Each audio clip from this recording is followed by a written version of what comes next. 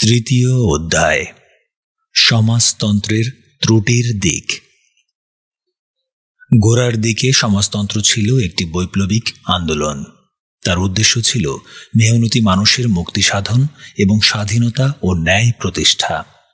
এর সম্ভাব্য পদ্ধতি ছিল পুঁজিবাদ থেকে বলপূর্বক আকস্মিকভাবে নতুন শাসন ব্যবস্থা প্রবর্তন, কোনো ক্ষতিপূরণ না দিয়ে ধনিক শ্রেণীকে সম্পত্তিচ্যুত করা এবং তাদের ক্ষমতার শূন্যস্থানে অন্য কোনো নতুন কর্তৃপক্ষ না বসানো। ক্রমে সমাজতন্ত্রের এই মূল উদ্দীপনায় পরিবর্তন সূচিত হয়। ফ্রান্সে সমাজতন্ত্রীরা সরকার পরিচালনায় অংশ নেন, পরিষদে সংখ্যাধিক্য গড়ে তোলেন ও ভেঙে দেন। জার্মানিতে সোশ্যাল ডেমোক্রেসি এত প্রবল হয়ে ওঠে যে সমাজতন্ত্রীদের পক্ষে কতকগুলো সম্পূর্ণ আপোষহীন পরিকল্পনা থেকে বিচ্যুত হয়ে তাদের দাবির সরকারি স্বীকৃতি অর্জনের লোভ সংবরণ করা তাদের পক্ষে সম্ভব হয়নি। ইংল্যান্ডে ফ্যাবিয়ানরা বিপ্লবের বদলে সংস্কারের এবং আপোষহীন সংগ্রামের বিরুদ্ধে আপোষমূলক দর কষাকষির সুবিধার কথা প্রচার করেন। বিপ্লবের পদ্ধতির তুলনায় ক্রমিক সংস্কারের পদ্ধতির সুবিধা অনেক বেশি, আর বিপ্লব প্রচারের কোনো উদ্দেশ্য আমার নেই। কিন্তু ক্রমিক সংস্কারের পথে কতকগুলো বিপদ রয়েছে, যেমন ব্যবসার মালিকানা বা নিয়ন্ত্রণ এখনও ব্যক্তিগত, এবং এ ধরনের মালিকানা বা নিয়ন্ত্রণ বজায় রাখা হয়েছে বিভিন্ন শ্রেণীর মেহনতি মানুষের মঙ্গলের জন্য আইন প্রণয়ন কিংবা আইনগত হস্তক্ষেপকে উৎসাহিত করার নামে।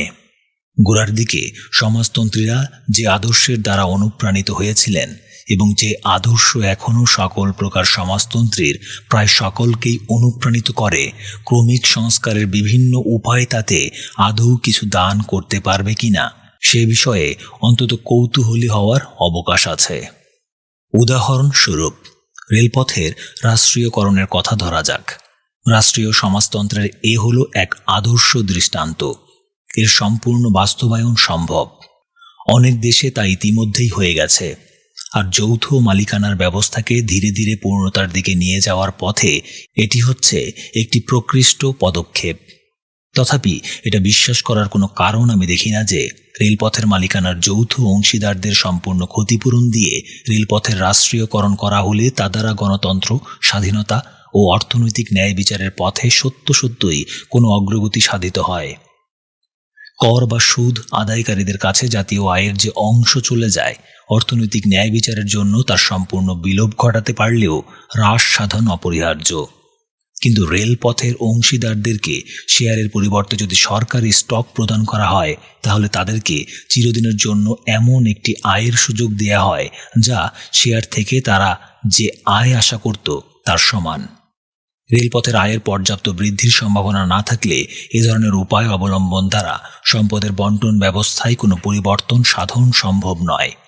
পরিবর্তন ঘটতে পারে একমাত্র তখনই যখন কোনো ক্ষতিপূরণ না দিয়ে বর্তমান মালিকদের সম্পত্তিচ্যুত করা হয়, কিংবা ক্ষতিপূরণ দিলেও বাজার দরের চেয়ে কম মূল্যে দেওয়া হয়, অথবা তাদেরকে কেবলমাত্র সামান্য জীবন সত্ত্ব ভোগের সুযোগ দেয়া হয়।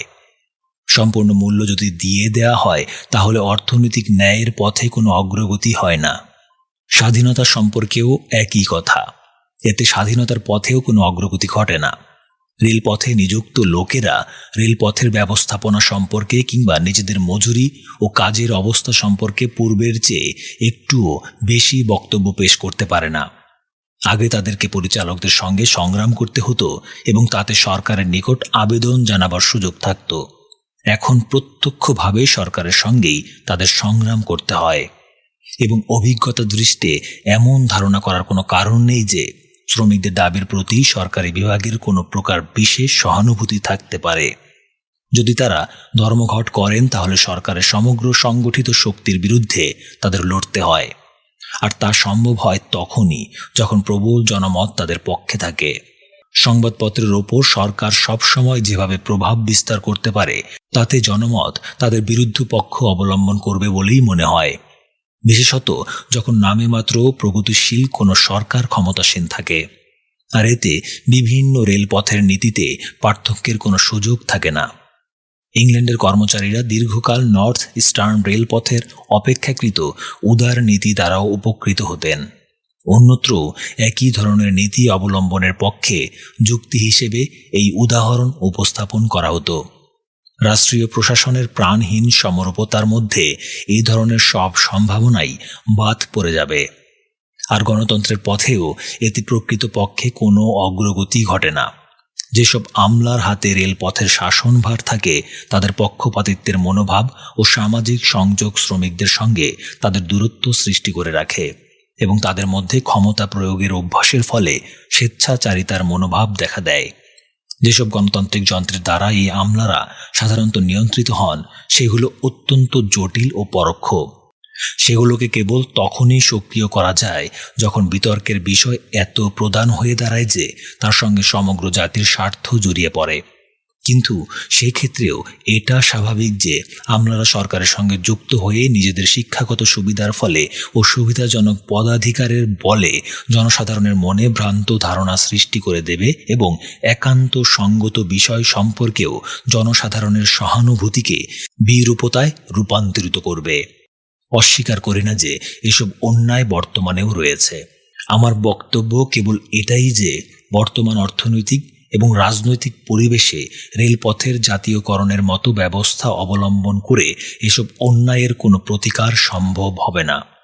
যে কোনো প্রকৃত কার্যকর উন্নতির জন্য মানুষের মনোজগতে আরও অনেক বড় পরিবর্তন এবং আরও বিরাট জাগরণ অপরিহার্য। 2. যেসব জাতির মধ্যে রাজনৈতিক গণতন্ত্র বর্তমান সেসব ক্ষেত্রেও রাষ্ট্রীয় সমাজতন্ত্র কোনো প্রকৃত গণতান্ত্রিক পদ্ধতি নয়। কেন তা গণতান্ত্রিক নয় তা বোঝার জন্য রাজনৈতিক ক্ষেত্র থেকে একটি উদাহরণ দিয়ে বিষয়টিকে পরিষ্কার করা যায়। প্রত্যেক গণতন্ত্রী এই কথা স্বীকার করেন যে আইরিশদের নিজেদের ব্যাপারে তাদের আত্মনিয়ন্ত্রণাধিকার থাকা উচিত এবং এমন কথা কখনো বলা উচিত নয় যে তারা যুক্তরাজ্যের পার্লামেন্টে অংশগ্রহণ করে বলেই রাজনৈতিক দিক দিয়ে তাদের কোনো অভাব অভিযোগ নেই। কোনো সমাজের নাগরিকদের কোনো অংশের স্বার্থ কিংবা আশা আকাঙ্ক্ষা যদি ওই সমাজের অপর সকলের স্বার্থ কিংবা আশা আকাঙ্ক্ষা থেকে স্পষ্টভাবে পৃথক হয় তাহলে সেই জনসমষ্টির নিজেদের বিষয়সমূহ মীমাংসা করার স্বাধীনতা তাদের থাকতে হবে। গণতন্ত্রের ক্ষেত্রে এটা অপরিহার্য। আর জাতীয় বা স্থানীয় জনসমষ্টি সম্পর্কে যা সত্য, অর্থনৈতিক জনসমষ্টি যেমন খনি শ্রমিক কিংবা রেল শ্রমিক প্রভৃতি সম্পর্কেও তা একইভাবে সত্য।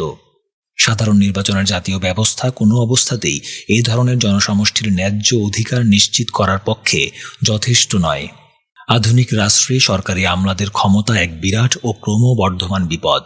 এই বিপদের কারণ ভোটারদের বেশিরভাগই সাধারণত কোনো বিশেষ প্রশ্নে উৎসাহিত হন না। ফলে যেসব আমলা সংখ্যালঘুদের আশা আকাঙ্ক্ষাকে ব্যর্থ করে দেন তাদের বিরুদ্ধে তারা হস্তক্ষেপ করেন না। অথচ ভোটারদের অন্তিম নিয়ন্ত্রণ ছাড়া আমলাদের উপর অন্য কোনো প্রকার নিয়ন্ত্রণই থাকে না। আমলারা পরোক্ষভাবে নামে মাত্র জনসাধারণ দ্বারা নিয়ন্ত্রিত, কিন্তু তাদের কাজের দ্বারা যারা প্রত্যক্ষভাবে প্রবাহিত হন তাদের দ্বারা কোনো সময়ই নিয়ন্ত্রিত হন না। রাষ্ট্রীয় সমাজতন্ত্রে জনসাধারণের বিশাল অংশ বিতর্কমূলক বিষয় সম্পর্কে হয় কিছুই জানতে পারবে না, না হয় কিছু জানতে পারলেও বিতর্কমূলক বিষয়ের দ্বারা জাতির যে অংশ ক্ষতিগ্রস্ত হয় তাদের দিক থেকে না জেনে কেবলমাত্র আমলাদের দিক থেকেই জানবে এবং অপর্যাপ্ত তথ্যাদির ওপর ভিত্তি করেই দ্রুত অভিমত গঠন করে ফেলবে। বিশেষ গুরুত্বপূর্ণ কোনো কোনো রাজনৈতিক বিষয়ে হয়তো সময়মতো জনগণের কাছে কিছু তথ্য প্রচারিত হবে, কিন্তু অন্য সব ব্যাপারে তেমনটি ঘটার সম্ভাবনা খুব কম। বলা যেতে পারে আমলাদের ক্ষমতা পুঁজিপতিদের ক্ষমতার চেয়ে অনেক কম বিপজ্জনক, কারণ মজুরিজীবীদের স্বার্থের বিরুদ্ধে তাদের কোনো অর্থনৈতিক স্বার্থ নেই। কিন্তু এই যুক্তি মানুষের রাজনৈতিক স্বভাবের নিতান্তই সাধারণ একটি থিওরির সঙ্গে সম্পর্কযুক্ত।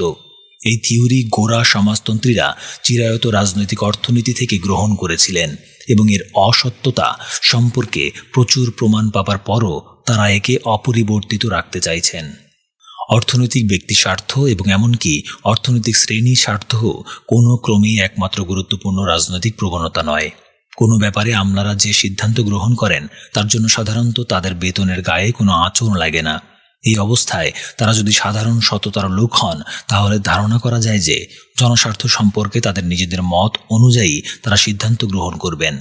তবু তাদের মতামতের মধ্যে অবশ্যই পক্ষপাতিত্ব থাকবে, ফলে তারা খারাপের দিকে ধাবিত হবেন। আমাদের ভাগ্যকে নিঃশর্তে সরকারি বিভাগের হাতে ছেড়ে দেওয়ার পূর্বে এই পক্ষপাতিত্বের সমস্যাটিকে উপলব্ধি করা বিশেষ গুরুত্বপূর্ণ। প্রথমেই লক্ষণীয়, কোনো বড় প্রতিষ্ঠানে এবং সর্বোপরি বিরাট রাষ্ট্রে আমলারা এবং আইন প্রণয়নকারীরা যাদের শাসন করেন তাদের থেকে বহু দূরে অবস্থান করেন এবং যাদের উপর তারা তাদের সিদ্ধান্ত আরোপ করেন সেসব লোকের জীবনের অবস্থা সম্পর্কে আন্তরিকভাবে তারা মোটেই অবহিত থাকেন না। এর ফলে যদি তারা কষ্ট স্বীকার করে পরিসংখ্যান এবং আইন পরিষদের কার্যবিবরণী থেকে তথ্য গ্রহণ করতে চেষ্টাও করেন, তবু যেসব ব্যাপার তাদের জানা দরকার সেগুলোর অধিকাংশ সম্পর্কে তারা অজ্ঞ থেকে যান।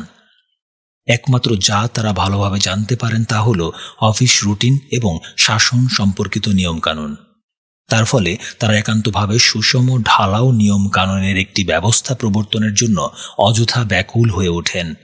আমি একজন ফরাসি শিক্ষামন্ত্রীর কথা শুনেছি, যিনি ঘড়ি হাতে নিয়ে বলে দিয়েছিলেন ওই মুহূর্তে ফ্রান্সের কোন বয়সের ছেলেমেয়েরা কোন কোন বিষয় পড়ছে।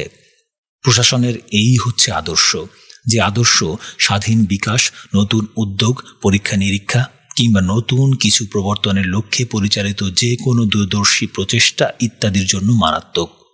রাজনৈতিক থিওরির পাঠ্য বইতে আলস্যকে একটি প্রবণতা হিসেবে স্বীকৃতি দেয়া হয়নি, কারণ মানব স্বভাব সম্পর্কিত যে কোনো সাধারণ বিষয়কে এসব পুস্তকের পক্ষে মর্যাদা হানিকর বলে ধরে নেওয়া হয়।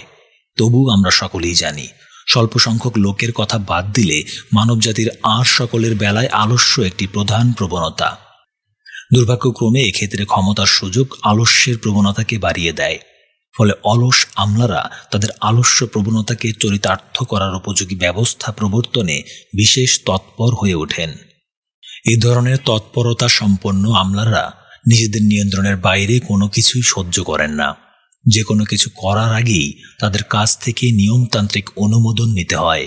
যে কোনো বিষয় সামনে এলেই তারা কোনো না কোনো উপায়ে তার কিছু না কিছু পরিবর্তন করতে চান, কারণ তারা যে ক্ষমতার মালিক এ কথাটি তারা নিজেরা অনুভব করেন ও অন্যদের অনুভব করিয়ে আনন্দ পান।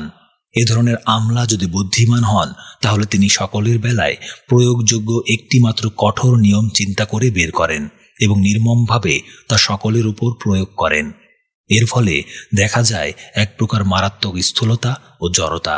এই অবস্থাকে মনে হয় বংশ পরম্পরায় বহু জীবনের ও স্বতন্ত্র ব্যক্তিত্বের দ্বারা সৃষ্ট একটি প্রাচীন নগরীর জীবন্ত সৌন্দর্য ও ঐশ্বর্যের সঙ্গে তুলনায় একটি আধুনিক চতুষ্কোণ শহরের অন্তঃসারশূন্যতা। স্বাভাবিকভাবে যে ব্যবস্থা গড়ে ওঠে তা সবসময়ই উপর থেকে আদেশ দিয়ে প্রবর্তন করা ব্যবস্থার চেয়ে অধিক প্রাণবন্ত।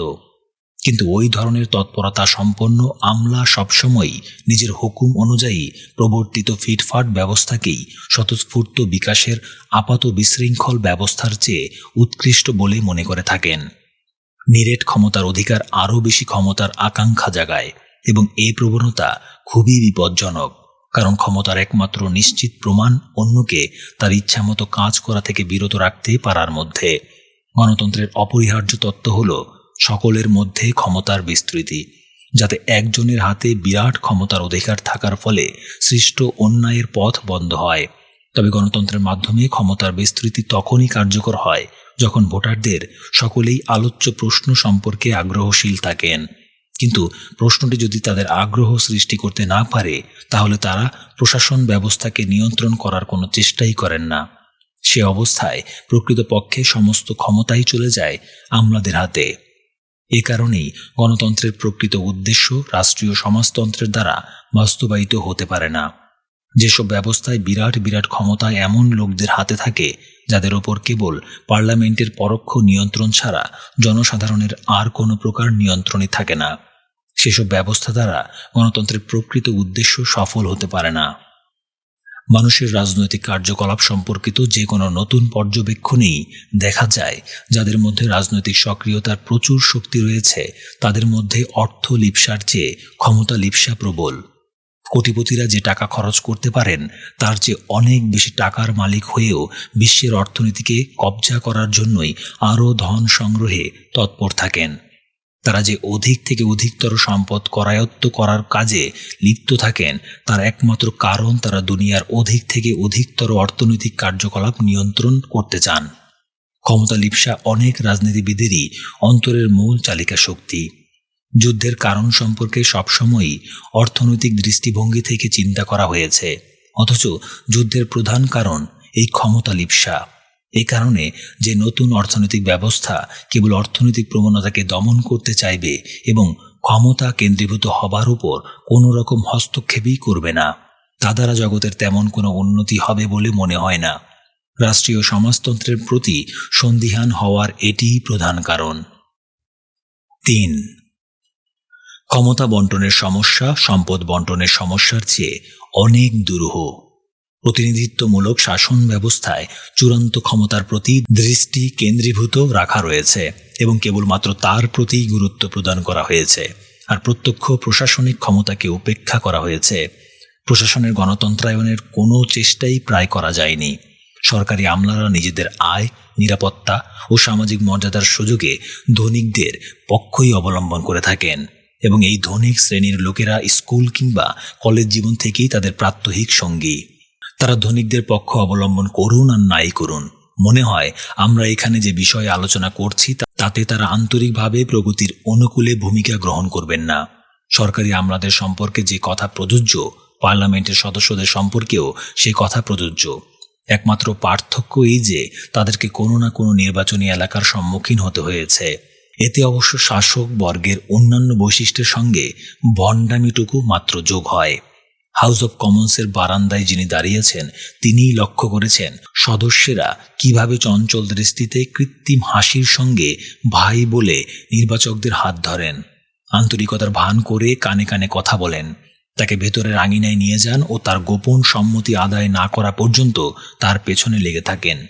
এ দৃশ্য দেখে যারাই উপলব্ধি করতে সক্ষম হয়েছেন যে আইনসভার সদস্য হওয়ার এবং সদস্য থাকার এসবই হলো কলা কৌশল, তাদের পক্ষে বুঝতে মোটেই অসুবিধা হয় না যে গণতন্ত্রের বর্তমান যে রূপ তা কোনো ক্রমেই শাসন পদ্ধতির সর্বোৎকৃষ্ট রূপ নয়। দুঃখজনক হলেও এ কথা সত্য যে অন্তত ইংল্যান্ডের সাধারণ ভোটাররা বিরাজমান অসততা সম্পর্কে সম্পূর্ণই অজ্ঞ। যে ব্যক্তি কোনো প্রকার সুনির্দিষ্ট রাজনৈতিক পদ্ধতির প্রতি ভ্রুক্ষেপ করেন না তাকে প্রকাশ্যে কিংবা গোপনে ঘুষ বা তোষামতের দ্বারা সাধারণত জয় করে ফেলা যায়।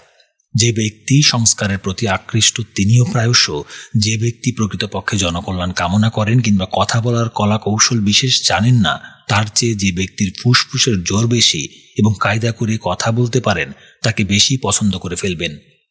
আর সেই উচ্চাকাঙ্ক্ষী বাগ্মী যখনই এই ধরনের প্রচেষ্টা দ্বারা উত্তেজনা সৃষ্টি করে একটি শক্তিতে পরিণত হবেন তখনই নিজের প্রভাবকে শাসক চক্রের নিকট বিক্রি করবেন, কখনো প্রকাশ্যে, কখনো বা গোপনে, আবার কখনো বিপদে পড়ার ভান করে। প্রতিনিধিত্বমূলক প্রতিষ্ঠান সমূহে এ ধরনের ঘটনা গণতন্ত্রের স্বাভাবিক কর্মপদ্ধতিরই অঙ্গীভূত। গণতন্ত্রকে প্রহসনে পর্যবসিত রাখতে না হলে অবশ্যই এর প্রতিবিধান বের করতে হবে। যেসব প্রশ্ন উত্থাপিত হয় সেগুলোর অধিকাংশের প্রতি নির্বাচক মণ্ডলীর প্রায় সকলের কোনো প্রত্যক্ষ কিংবা উল্লেখযোগ্য আগ্রহ পরিলক্ষিত হয় না। আধুনিক ব্যাপক গণতন্ত্রে অন্যায়ের অন্যতম উৎস এটাই।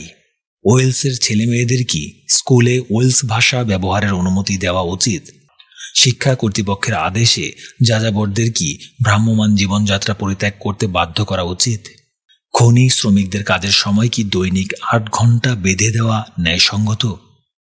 যারা মন্ত্রতন্ত্রের দ্বারা চিকিৎসা করায় গুরুতর অসুখে তাদেরকে কি ডাক্তার ভাবতে বাধ্য করা উচিত? সমাজের কোনো কোনো অংশের নিকট এসব অত্যন্ত গুরুত্বপূর্ণ বিষয়, কিন্তু বিরাট সংখ্যাগুরুর নিকট এগুলো গুরুত্বহীন। এসব বিষয় যদি সংখ্যাগুরুর ইচ্ছানুযায়ী নির্ধারিত হয় তাহলে সংখ্যালঘুর অনেক প্রবল বাসনা সংখ্যাগুরুর ঔদাসীন্য ও খামখেয়ালির ফলে ব্যর্থ হয়ে যাবে। সংখ্যালঘুরা যদি ভৌগোলিকভাবে সংহত হন এবং যদি তারা ওয়েলসবাসীদের মতো কিংবা খনি শ্রমিকদের মতো কোনো কোনো নির্বাচনী এলাকায় নির্বাচনের নিয়ামক হন তাহলে নানা কৌশলে পথ করে নেয়ার সঙ্গত সুযোগ তাদের থাকে।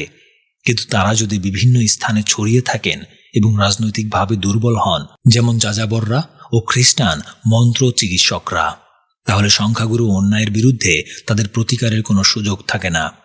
এমনকি আইরিশদের মতো ভৌগোলিকভাবে সংহত হয়েও তারা তাদের ইচ্ছাকে প্রতিষ্ঠিত করতে ব্যর্থ হতে পারেন, কারণ তারা সংখ্যাগুরুর মধ্যে এক প্রকার শত্রুতার মনোভাব কিংবা আধিপত্যের প্রবৃত্তি জাগিয়ে তোলেন। এ ধরনের পরিস্থিতি সকল প্রকার গণতান্ত্রিক নীতির পরিপন্থী। সংখ্যাগুরুর স্বেচ্ছাচারিতা অত্যন্ত বাস্তব একটি বিপদ। সংখ্যাগুরুরা সবসময়ই ঠিক হবেন এমন মনে করা ভুল। প্রতিটি নতুন প্রশ্নে সংখ্যাগুরুরা প্রায় সবসময়ই প্রথমে ভুল করেন। শুল্ক প্রভৃতি যেসব ব্যাপারে রাষ্ট্রকে অবশ্যই সামগ্রিক দৃষ্টিভঙ্গি নিয়ে কাজ করতে হবে, সেসব ক্ষেত্রে সংখ্যাগুরুর সিদ্ধান্তই সম্ভবত উদ্ভাবনযোগ্য শ্রেষ্ঠ উপায়। কিন্তু এমন বহুতর প্রশ্ন রয়েছে, সেগুলোতে সমরূপ সিদ্ধান্ত গ্রহণের প্রয়োজন নেই। ধর্ম সেগুলোর মধ্যে একটি বলে স্বীকৃত। একটি নির্দিষ্ট নিম্নতম পর্যায়ের পর শিক্ষাও তাই হতে পারে। স্পষ্টত সামরিক চাকরিও তাই হওয়া উচিত। বিভিন্ন জনসমষ্টির বিভিন্নমুখী কাজ যেখানেই অরাজকতার সৃষ্টি করে না, সেখানেই অনুমোদন করা উচিত। অতীত ইতিহাস যারা পর্যালোচনা করেন তারা দেখতে পাবেন, যখনই কোনো নতুন মৌলিক বিষয় উত্থাপিত হয়েছে তখনই সংখ্যাগুরুরা ভুল করেছেন, কারণ তারা সাধারণ প্রচলিত সংস্কার ও অভ্যাস দ্বারা পরিচালিত। মতামত ও রীতিনীতির পরিবর্তন সংখ্যালঘুদের প্রভাবের মাধ্যমেই ক্রমিক প্রগতি সাধিত হয়। খুব বেশি আগের কথা নয়, বৃদ্ধা মহিলাদের ডাইনি গণ্য করে পুড়িয়ে মারা উচিত নয়। এই মত পোষণ করাকে গুরুতর পাপাচার বলে মনে করা হতো। এই মত যারা পোষণ করতেন তাদেরকে যদি বল প্রয়োগে দমন করে রাখা না হতো, তাহলে আমরা আজও সেই কুসংস্কারেই ডুবে থাকতাম। এইসব কারণে এটি অত্যন্ত গুরুত্বপূর্ণ বিষয় যে যেসব ক্ষেত্রে সমরূপতা অপরিহার্য নয়, সেসব ক্ষেত্রে সংখ্যাগুরুর ইচ্ছাকে সকলের ওপর চাপিয়ে দেওয়া কোনো অবস্থাতেই উচিত নয়। 4. যেসব অন্যায় ও বিপদের প্রতিকারের কথা আমরা ভেবে আসছি, সেগুলোর প্রতিবিধান করতে হলে প্রয়োজন ক্ষমতার সূক্ষ্ম বন্টন এবং ফেডারেল সরকার গঠন। ওয়েলস ও আয়ারল্যান্ডের মতো যেখানেই জাতীয় চেতনা বিদ্যমান, সেখানেই বাইরের হস্তক্ষেপ থেকে মুক্ত হয়ে স্বাধীনভাবে স্থানীয় সমস্যাসমূহের মীমাংসা করার অনুমোদন থাকা উচিত। কিন্তু কোনো কোনো বিষয় রয়েছে যেগুলোর ব্যবস্থাপনা স্থানীয় জনসমষ্টির হাতে না দিয়ে বিশেষ বিশেষ শিল্প কারখানার লোকদের বা সংগঠনের হাতে দিতে হবে।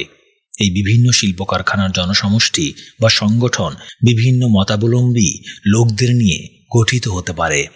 প্রাচ্যে মানুষ নিজ নিজ ধর্ম অনুযায়ী বিভিন্ন রকম আইনের অধীন।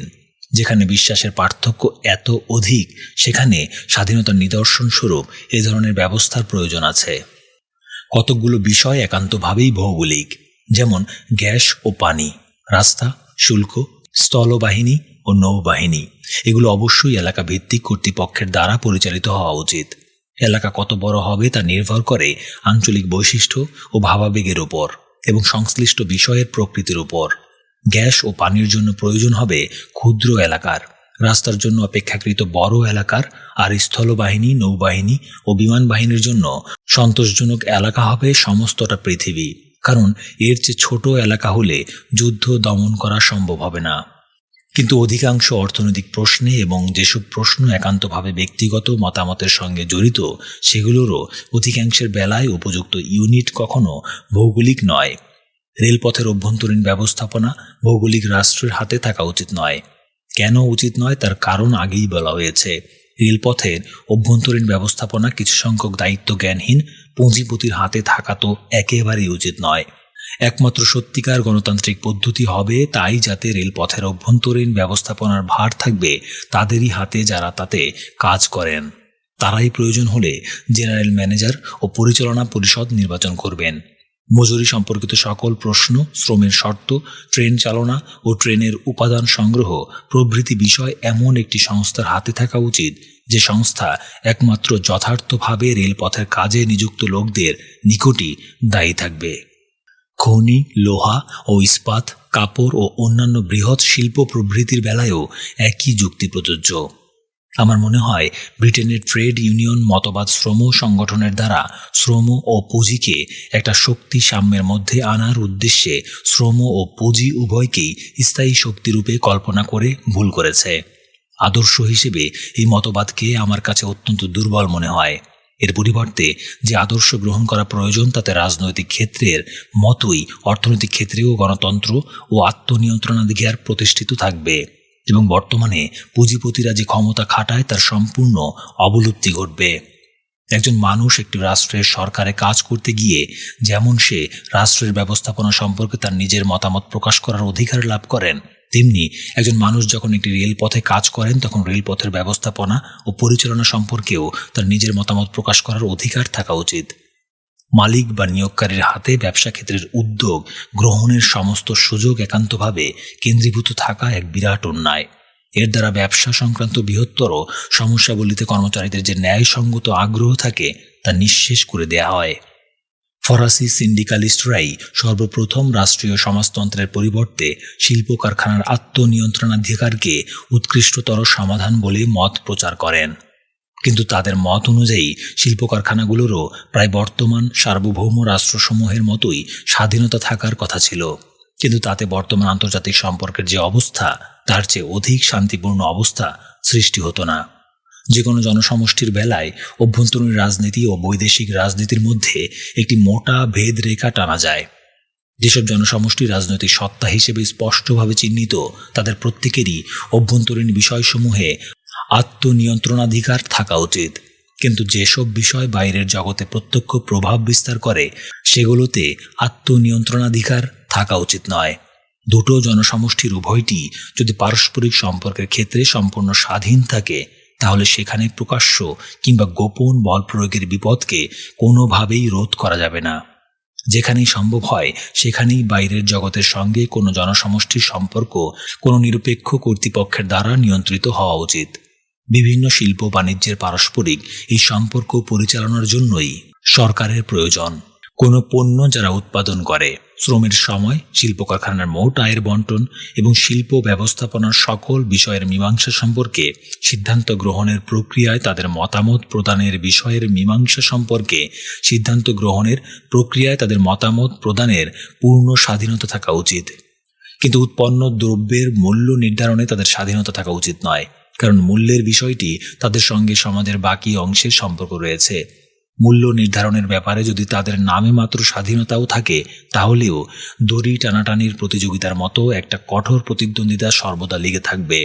আর যেসব শিল্প জাতির অস্তিত্ব রক্ষার জন্য নিতান্ত আশু প্রয়োজনের, এই প্রতিদ্বন্দ্বিতায় সেগুলো সবসময়ই অন্যায় সুযোগ ভোগ করবে। বিভিন্ন রাষ্ট্রের সম্পর্কের বেলায় যেমন, তেমনি অর্থনৈতিক ক্ষেত্রেও বল প্রয়োগ মোটেই প্রশংসনীয় নয়। সবচেয়ে কম বল প্রয়োগ করে সবচেয়ে বেশি স্বাধীনতা অর্জন করার আন্তর্জাতিক নীতি হবে রাজনৈতিকভাবে গুরুত্বপূর্ণ প্রতিটি জনসমষ্টির আত্মনিয়ন্ত্রণাধিকার নিশ্চিত করা এবং বিভিন্ন জনসমষ্টির পারস্পরিক সম্পর্কের বেলায় একটি পক্ষপাতমুক্ত কর্তৃপক্ষ প্রতিষ্ঠা করা। নিরপেক্ষ কর্তৃপক্ষকেও অবশ্যই গণতান্ত্রিক ভিত্তির ওপর দাঁড়াতে হবে। তবে যদি সম্ভব হয় তাহলে উক্ত পক্ষপাতমুক্ত কর্তৃপক্ষের মধ্যে যেসব জনসমষ্টির সমস্যা জড়িত সেগুলোর চেয়ে বৃহত্তর কোনো নির্বাচনী এলাকা থেকে প্রতিনিধি গ্রহণের ব্যবস্থা করা উচিত।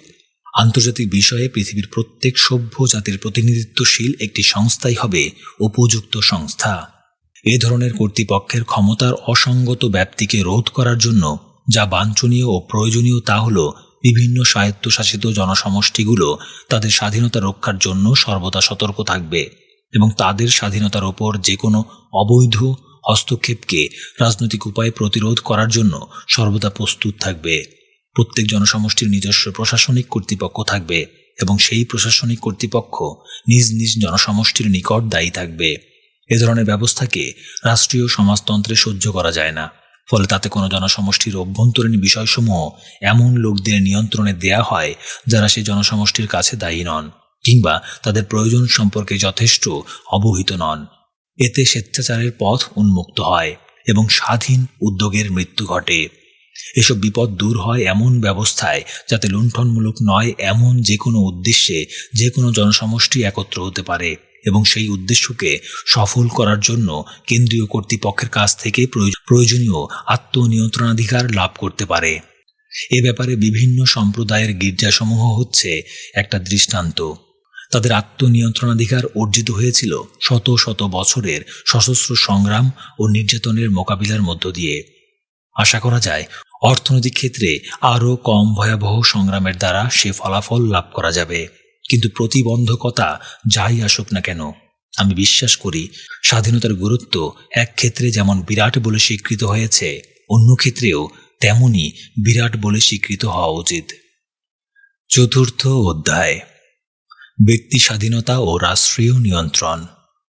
আইন ও শৃঙ্খলা ছাড়া সমাজ টিকতে পারে না। আর নতুনের প্রবর্তকদের বলিষ্ঠ উদ্যোগ ছাড়া সমাজের অগ্রগতির ধারা অচল হয়ে পড়ে। অথচ আইন শৃঙ্খলা সবসময়ই নতুনের প্রবর্তনের শত্রু। আর নতুনের প্রবর্তকেরাও প্রায় সবসময়ই কম বেশি অরাজক। যাদের মন পুনরায় বর্বরতায় নিপতিত হবার ভয়ে ভীত, তারা আইন শৃঙ্খলার ওপর গুরুত্ব বেশি দেবেন। আর যারা সভ্যতার অগ্রগতির আশার দ্বারা অনুপ্রাণিত, তারা স্বাভাবিকভাবেই ব্যক্তিগত উদ্যোগ প্রকাশের প্রয়োজন সম্পর্কে বেশি সচেতন হবেন। দুই রকম মনোভাবেরই প্রয়োজন রয়েছে। যেখানে যেটি মঙ্গলজনক সেখানে সেটির অনুমোদনেই বিজ্ঞতার পরিচয়। কিন্তু যারা আইন শৃঙ্খলার পক্ষপাতী, প্রচলিত প্রথা পদ্ধতি ও প্রতিষ্ঠানাদি তাদের অনুকূলে শক্তি যোগায়। তাই তাদের জন্য রক্ষামূলক ব্যবস্থা গ্রহণের কোনো যুক্তিসঙ্গত প্রয়োজন নেই। যারা নতুনের উদ্ভাবক ও প্রবর্তক, তাদের অস্তিত্ব রক্ষা ও কাজ করাতেই যত বিপদ। প্রত্যেক প্রজন্মই বিশ্বাস করে এই সমস্যা অতীতের ব্যাপার, কিন্তু প্রত্যেক প্রজন্মই কেবল অতীতের নব প্রবর্তকদের প্রতি সহনশীল। যারা সমকালীন তারা একইভাবে নির্যাতিত। সমকালীনদের বেলায় সহনশীলতার নীতি অনুসৃত হয়েছে এমন কথা প্রায় কখনো শোনা যায় না। ওয়েস্টার মার্ক বলেছেন, আদিম সমাজে দেখা যায় প্রচলিত প্রথাসমূহ কেবল নৈতিক বিধান নয়, বরং সেগুলোই একমাত্র নৈতিক বিধান যার বাইরে নৈতিক বিষয় সম্পর্কে মানুষ কখনো চিন্তাও করেনি। কোনো মানুষেরই ব্যক্তিগত বিবেক বলে কিছু থাকা উচিত নয়। এই হেগেলীয় নির্দেশের সঙ্গে বর্বর মানুষকে সম্পূর্ণ একমত দেখা যায়। টিনেভেলির তামিল উপজাতীয় লোকদের সম্পর্কে বিবৃত নিচের মন্তব্যটিকে একটি আদর্শ দৃষ্টান্ত রূপে গ্রহণ করা যায়। তাদের মধ্যে একা একা কোনো ব্যক্তি কদাচিৎ কোনো নতুন মত কিংবা কোনো নতুন কর্মপদ্ধতি গ্রহণ করে। ভালো মন্দ যাই তারা করুক, দলকে অনুসরণ করেই করে, তাই তাদের রীতি। তারা চিন্তা করে যৌথবদ্ধভাবে। আমাদের মধ্যে যারা প্রতিবেশীদের থেকে ভিন্ন ধারায় কখনো সামান্যতম চিন্তা কিংবা কাজও করেনি, তারা নিজেদের সঙ্গে বর্বর মানুষদের পার্থক্যের কথা ভেবে নিজেদেরকে কৃতার্থ মনে করবেন। কিন্তু যারা একবারও প্রকৃতপক্ষে নতুন কিছু চিন্তা করেছেন কিংবা নতুন পদ্ধতিতে কোনো কাজ করতে চেষ্টা করেছেন, তারা এটা না ভেবেই পারবেন না যে তাদের চারপাশের পরিচিত মানুষগুলোও টিনেভেলির তামিল জাতীয় লোকদের চেয়ে মোটেই ভিন্ন প্রকৃতির নন। সমাজতন্ত্রের প্রভাবে সাম্প্রতিককালের প্রগতিশীল সব মতবাদ ব্যক্তি স্বাধীনতার বিরুদ্ধে খড়গহস্ত হয়ে উঠেছে। সংস্কারকদের মনে স্বাধীনতার ধারণা এখন অবাধ বাণিজ্য। ম্যানচেস্টার স্কুল আর নারী ও শিশুদের প্রতি প্রতারণা করার ধারণার সঙ্গে একার্থক হয়ে পড়েছে। ভদ্রলোকদের ভাষায় যাকে স্বাধীন প্রতিযোগিতা বলা হয়, এসবের সৃষ্টি হয়েছিল তা থেকেই। স্বাধীনতার নামে পরিচালিত এইসব কার্যকলাপ ছিল সম্পূর্ণই অন্যায় এবং এগুলোর ওপর রাষ্ট্রীয় হস্তক্ষেপের প্রয়োজন ছিল জরুরি। প্রকৃতপক্ষে এই জাতীয় যেসব অন্যায়ের অস্তিত্ব এখনও রয়েছে, সেগুলোর ওপর রাষ্ট্রীয় ব্যবস্থা দৃঢ়তর করার প্রয়োজন অপরিসীম। যেসব বিষয়ের সঙ্গে জনগণের অর্থনৈতিক জীবনের সম্পর্ক আছে, যেমন বন্টন ও উৎপাদনের ব্যবস্থা, সেগুলোতে আরও বেশি রাষ্ট্রীয় নিয়ন্ত্রণ দরকার। সেসব ক্ষেত্রে এই নিয়ন্ত্রণ কম হওয়া তো উচিত নয়ই, বরং কত বেশি হওয়া উচিত তা এখনও নিশ্চিত করে বলা যায় না। আরও একটি ব্যাপারে অরাজকতার পরিবর্তে অবিলম্বে আইন শৃঙ্খলা প্রতিষ্ঠা করা দরকার। তা হল আন্তর্জাতিক সম্পর্ক। বর্তমানে প্রত্যেকটি সার্বভৌম রাষ্ট্র স্বতন্ত্রভাবে যে পরিপূর্ণ স্বাধীনতার অধিকারী, কার্যক্ষেত্রে তা যুদ্ধ ঘোষণার স্বাধীনতা ছাড়া আর কিছু নয়। যদি যুদ্ধ কখনো বন্ধ করতে হয়, তাহলে আন্তঃরাষ্ট্রীয় সম্পর্কের বেলায় প্রত্যেক রাষ্ট্রের এই চূড়ান্ত স্বাধীনতা খর্ব করতে হবে। কিন্তু বস্তুগত ভোগ দখলের সীমা যখন আমরা অতিক্রম করি, তখন দেখতে পাই রাষ্ট্রীয় নিয়ন্ত্রণের পক্ষে সব যুক্তি অচল। প্রথমেই ধর্মের কথা বলা যায়। ধর্মকে রাষ্ট্রীয় হস্তক্ষেপের বাইরের বিষয় বলে চিহ্নিত করা হয়। কোনো ব্যক্তি যতক্ষণ আইন মেনে চলেন, ততক্ষণ পর্যন্ত তিনি খ্রিস্টান না মুসলমান না ইহুদি তা নিয়ে রাষ্ট্রের মাথা ঘামাবার কোনো দরকার পড়ে না। অবশ্য আইন এমন হওয়া দরকার যাতে সব ধর্মের লোকেই তা মেনে চলতে সক্ষম হয়। কিন্তু এখানেও একটা সীমা রেখা আছে। কোনো সভ্য রাষ্ট্রই নরবলির ধর্মীয় দাবি সহ্য করবে না। দেশীয় প্রথা পদ্ধতিতে হস্তক্ষেপ না করার নির্দিষ্ট নীতি থাকা সত্ত্বেও ইংরেজরা ভারতে সতীদাহ প্রথার অবসান ঘটিয়েছে। যে কোনো ইউরোপীয় জাতি তাই করত। ধর্মীয় স্বাধীনতার পক্ষে আমরা যতই তত্ত্ব দাঁড় করাই না কেন, এ ধরনের প্রথা যে বন্ধ হওয়া উচিত সে বিষয়ে কার্যকর কোনো সন্দেহের অবকাশ নেই। এসব ক্ষেত্রে স্বাধীনতার উপর হস্তক্ষেপ হয় বাইরের উচ্চতর সভ্যতার দিক থেকে, কিন্তু অধিকাংশ ক্ষেত্রে যা দেখা যায় এবং যা আরও কৌতুকজনক তা হলো যেসব লোক উচ্চতর বিশ্বাস ও উন্নততর প্রতিষ্ঠানের পথে অগ্রসর হতে উৎসুক, স্বাধীন রাষ্ট্র তাদের বিরুদ্ধে দাঁড়িয়ে আচার সংস্কার ইত্যাদির পক্ষ অবলম্বন করে। ওয়েস্টারমার্ক বলেছেন, নিউ সাউথ ওয়েলসে আদি অস্ট্রেলীয় উপজাতির প্রত্যেক লোকের প্রথম সন্তানকে তাদের গোত্রের লোকেরা ধর্মীয় অনুষ্ঠানের অঙ্গ হিসেবে ভক্ষণ করত।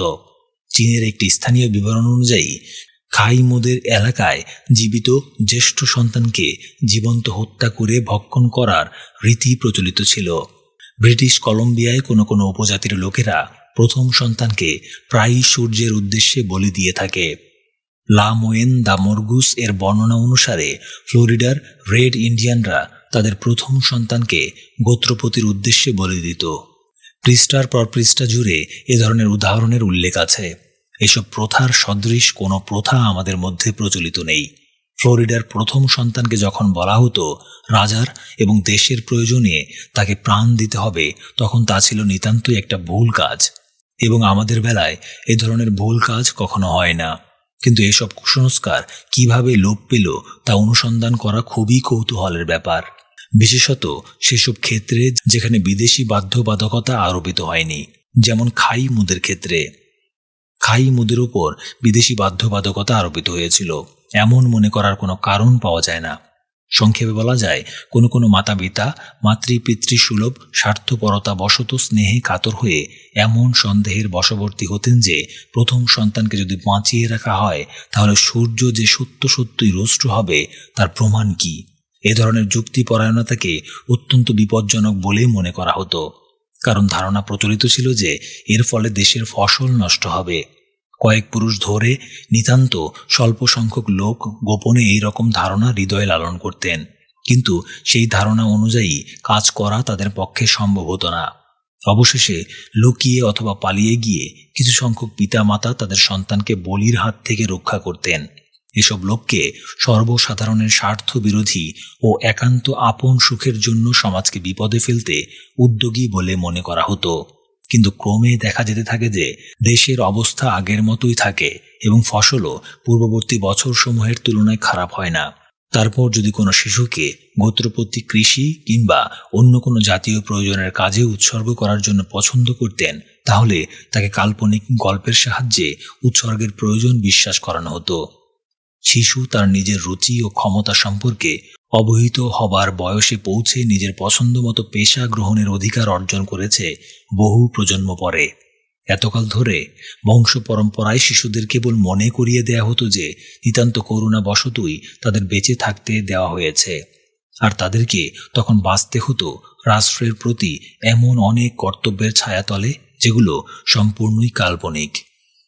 যেসব পিতামাতা সন্তান উৎসর্গ করার প্রয়োজনকে প্রথম অবিশ্বাস করল, তারাই হলো রাষ্ট্রীয় নিয়ন্ত্রণের সঙ্গে ব্যক্তি স্বাধীনতার অসমন্বয়জাত অসুবিধার উদাহরণ।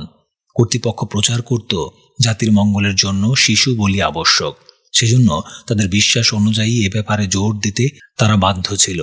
অপরদিকে পিতামাতা এই প্রথাকে অপ্রয়োজনীয় মনে করে সন্তানকে বাঁচাবার জন্য যে কোনো উপায় অবলম্বনে সাধ্যমতো সচেষ্ট ছিল।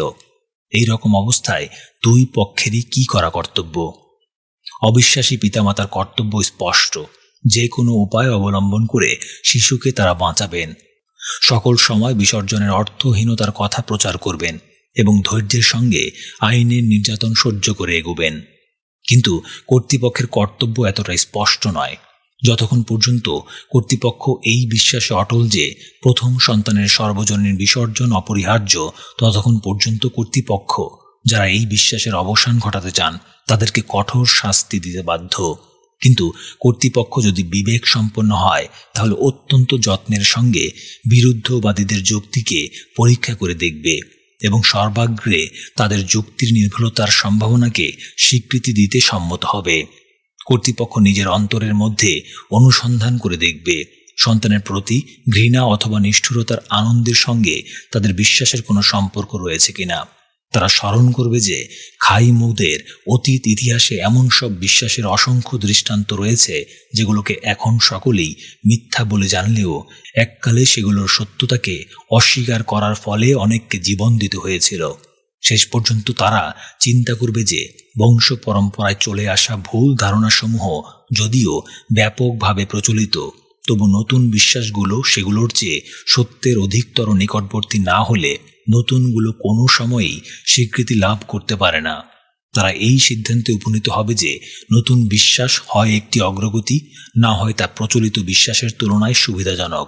এসব বিবেচনার ফলে তারা শাস্তি প্রদান করতে গিয়ে ইতস্তত বোধ করবে। 2. অতীতকালের এবং অসভ্য জাতিসমূহের ইতিহাস পর্যালোচনা করলে প্রশ্নাতীতভাবে বোঝা যায় যে উপজাতি বা জাতিসমূহের আচার কেন্দ্রিক সব বিশ্বাস সর্বৈব মিথ্যা। আমাদের নিজেদের দেশ কালের বিভিন্ন আচারগত বিশ্বাস ত্যাগ করা আমাদের অসুবিধাজনক হলেও সেগুলো সম্পর্কে কিছু না কিছু সন্দেহপরায়ণ হয়ে ওঠা মোটেই অসুবিধাজনক নয়। ধর্মীয় অপরাধ তদন্তের জন্য রোমান ক্যাথলিক যাজকদের দ্বারা গঠিত বিচারসভার যে বিচারক মানুষকে খুঁটিতে বেঁধে আগুনে পুড়িয়ে মানুষের প্রাণ সংহার করতেন, তার সকল বিশ্বাস যদি নির্ভুল হয়ে থাকে তাহলে তার কাজ সত্যিকার মনুষ্যত্বেরই পরিচায়ক হয়েছে।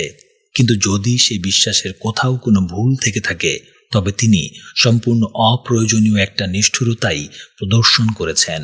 এসব ব্যাপারে যে নীতি মোটামুটি ভালোভাবে প্রযোজ্য তা হল প্রথাগত যেসব বিশ্বাস সম্পূর্ণ সত্য না হলে সেই বিশ্বাস থেকে উদ্ভূত কাজ মারাত্মক ক্ষতির কারণ হয় সেগুলোতে বিশ্বাস স্থাপন না করা।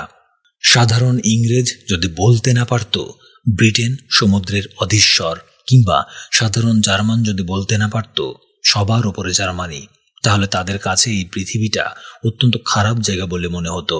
এসব বিশ্বাসের জন্য তারা ইউরোপীয় সভ্যতাকে ধ্বংস করে দিতে পর্যন্ত প্রস্তুত।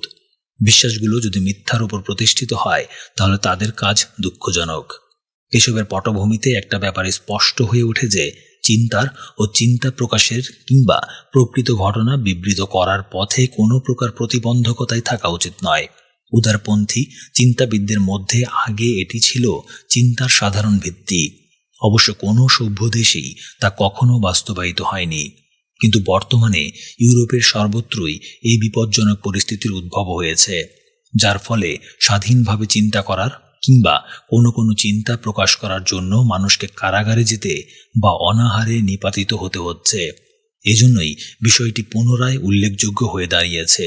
পৃথিবী সর্বত্র মানুষ আজ চিন্তার স্বাধীনতার কথা ভুলে গিয়েছে বলেই এর উল্লেখ করতে আমি বাধ্য হচ্ছি।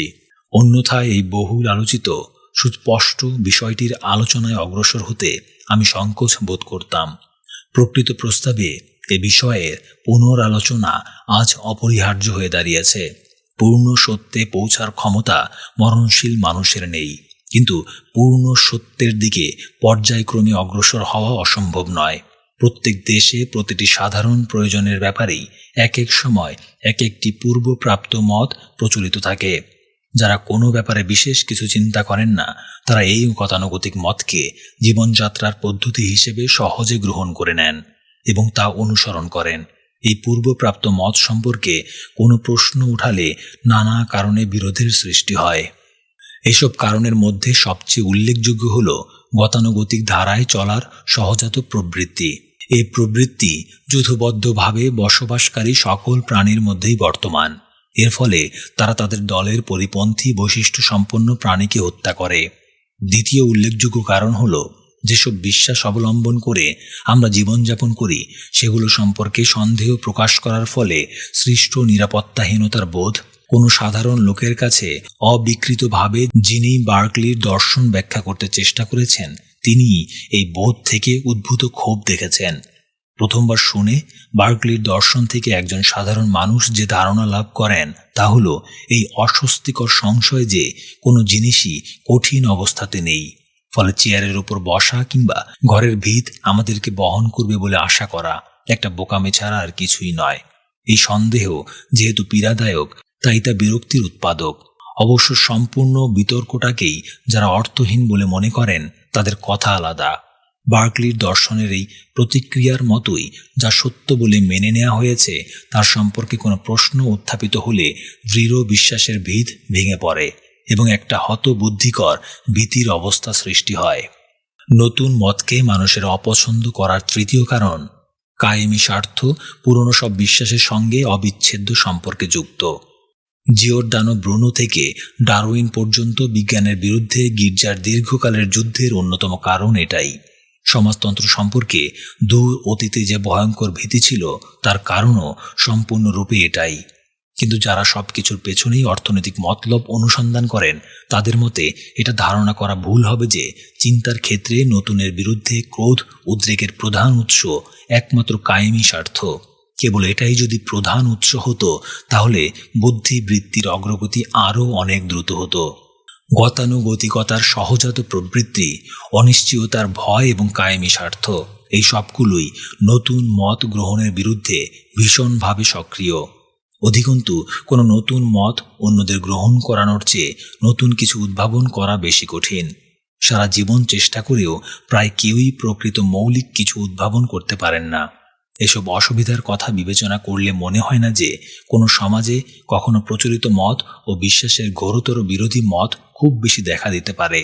আধুনিক সভ্য সমাজে জীবনের অবস্থা দ্রুত পরিবর্তনশীল, ফলে পরিবর্তনের সঙ্গে সার্থকভাবে খাপ খাইয়ে চলা দরকার। এই অবস্থায় বুদ্ধিবৃত্তিতে ও দৃষ্টিভঙ্গিতেও অনুরূপ দ্রুত পরিবর্তন সাধনের প্রয়োজন অপরিহার্য। সেজন্যই নতুন বিশ্বাসের প্রকাশ এবং তার সমর্থনে জ্ঞান বিস্তারের উদ্যোগকে ধ্বংস না করে বরং তাকে উৎসাহিত করা উচিত। কিন্তু ঠিক এর বিপরীত ঘটনাই বাস্তব ক্ষেত্রে ঘটে চলছে। শিশুকাল থেকেই নারী পুরুষ নির্বিশেষে সকলের মনকে গতানুগতিক এবং বন্ধা করে ফেলার জন্য সর্বপ্রকার চেষ্টা চালানো হচ্ছে। আর দুর্ঘটনাক্রমে যদি স্বাধীন কোনো চিন্তা শক্তির স্ফুলিঙ্গ অবশিষ্ট থাকে তাহলে তার হতভাগ্য মালিককে মনে করা হয় অপ্রকৃতিস্থ ও বিপজ্জনক। আর শান্তির সময় যে অপদস্থ ও বিপর্যস্ত হওয়ার এবং যুদ্ধের সময় কারাবাসের অথবা বিশ্বাসঘাতকের মৃত্যুবরণ করার যোগ্য হয় মাত্র। তথাপি এসব মানুষই মানবজাতির অতীতের প্রধান ত্রাণকর্তা বলে পরিচিত হয়েছেন এবং এই ধরনের লোকেরাই মৃত্যুর পর সবচেয়ে বেশি সম্মানেরও অধিকারী হয়েছেন।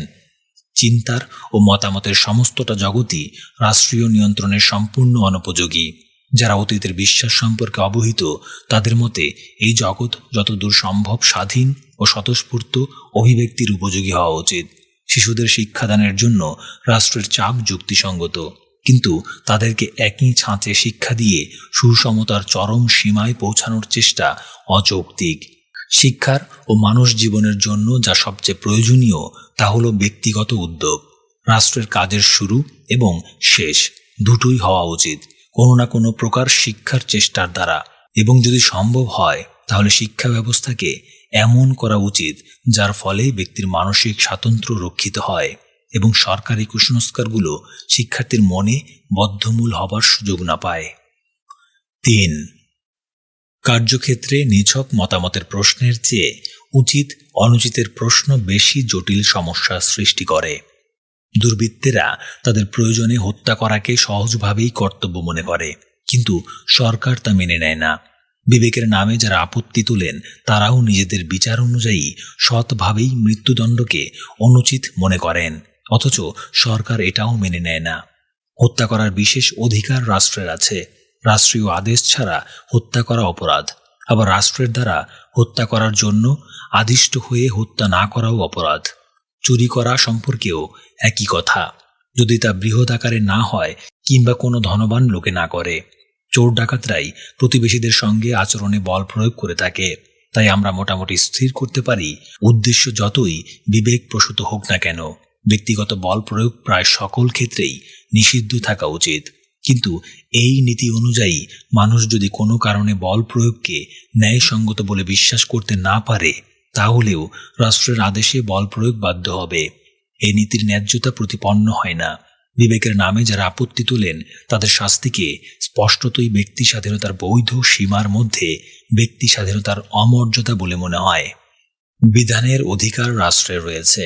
কেউই এ বিষয়ে কোনো সন্দেহ পোষণ করেন না যে মর্মন সম্প্রদায়ের লোকেরা আন্তরিকভাবেই বহু বিবাহকে একটি বাঞ্ছনীয় প্রথা বলে মনে করত। তথাপি যুক্তরাষ্ট্র এর আইনানুগ স্বীকৃতি দেয়নি এবং সম্ভবত অন্য যে কোনো খ্রিস্টান দেশও এ ব্যাপারে একই পথ অবলম্বন করত। তবু এই প্রথার নিষিদ্ধকরণকে আমি বুদ্ধিমানের কাজ বলে মনে করি না। বহু বিবাহ পৃথিবীর অনেক দেশেই আইনের দ্বারা অনুমোদিত, কিন্তু গোত্রপতি ও রাজরাদের ছাড়া খুব বেশি লোকে তা করে না। ইউরোপীয়দের বিশ্বাস মতো এই প্রথা যদি অবাঞ্ছিত হতো তাহলে মর্মনরা সম্ভবত অল্প দিনের মধ্যেই তা ত্যাগ করত, কেবল স্বল্প সংখ্যক উচ্চ অবস্থানের লোক ছাড়া। অপরদিকে যদি এটা একটা পরীক্ষা হিসেবে সাফল্য অর্জন করত তাহলে পৃথিবীর মানুষ এমন একটা জ্ঞান লাভ করত যা এখনো পর্যন্ত অজ্ঞাত।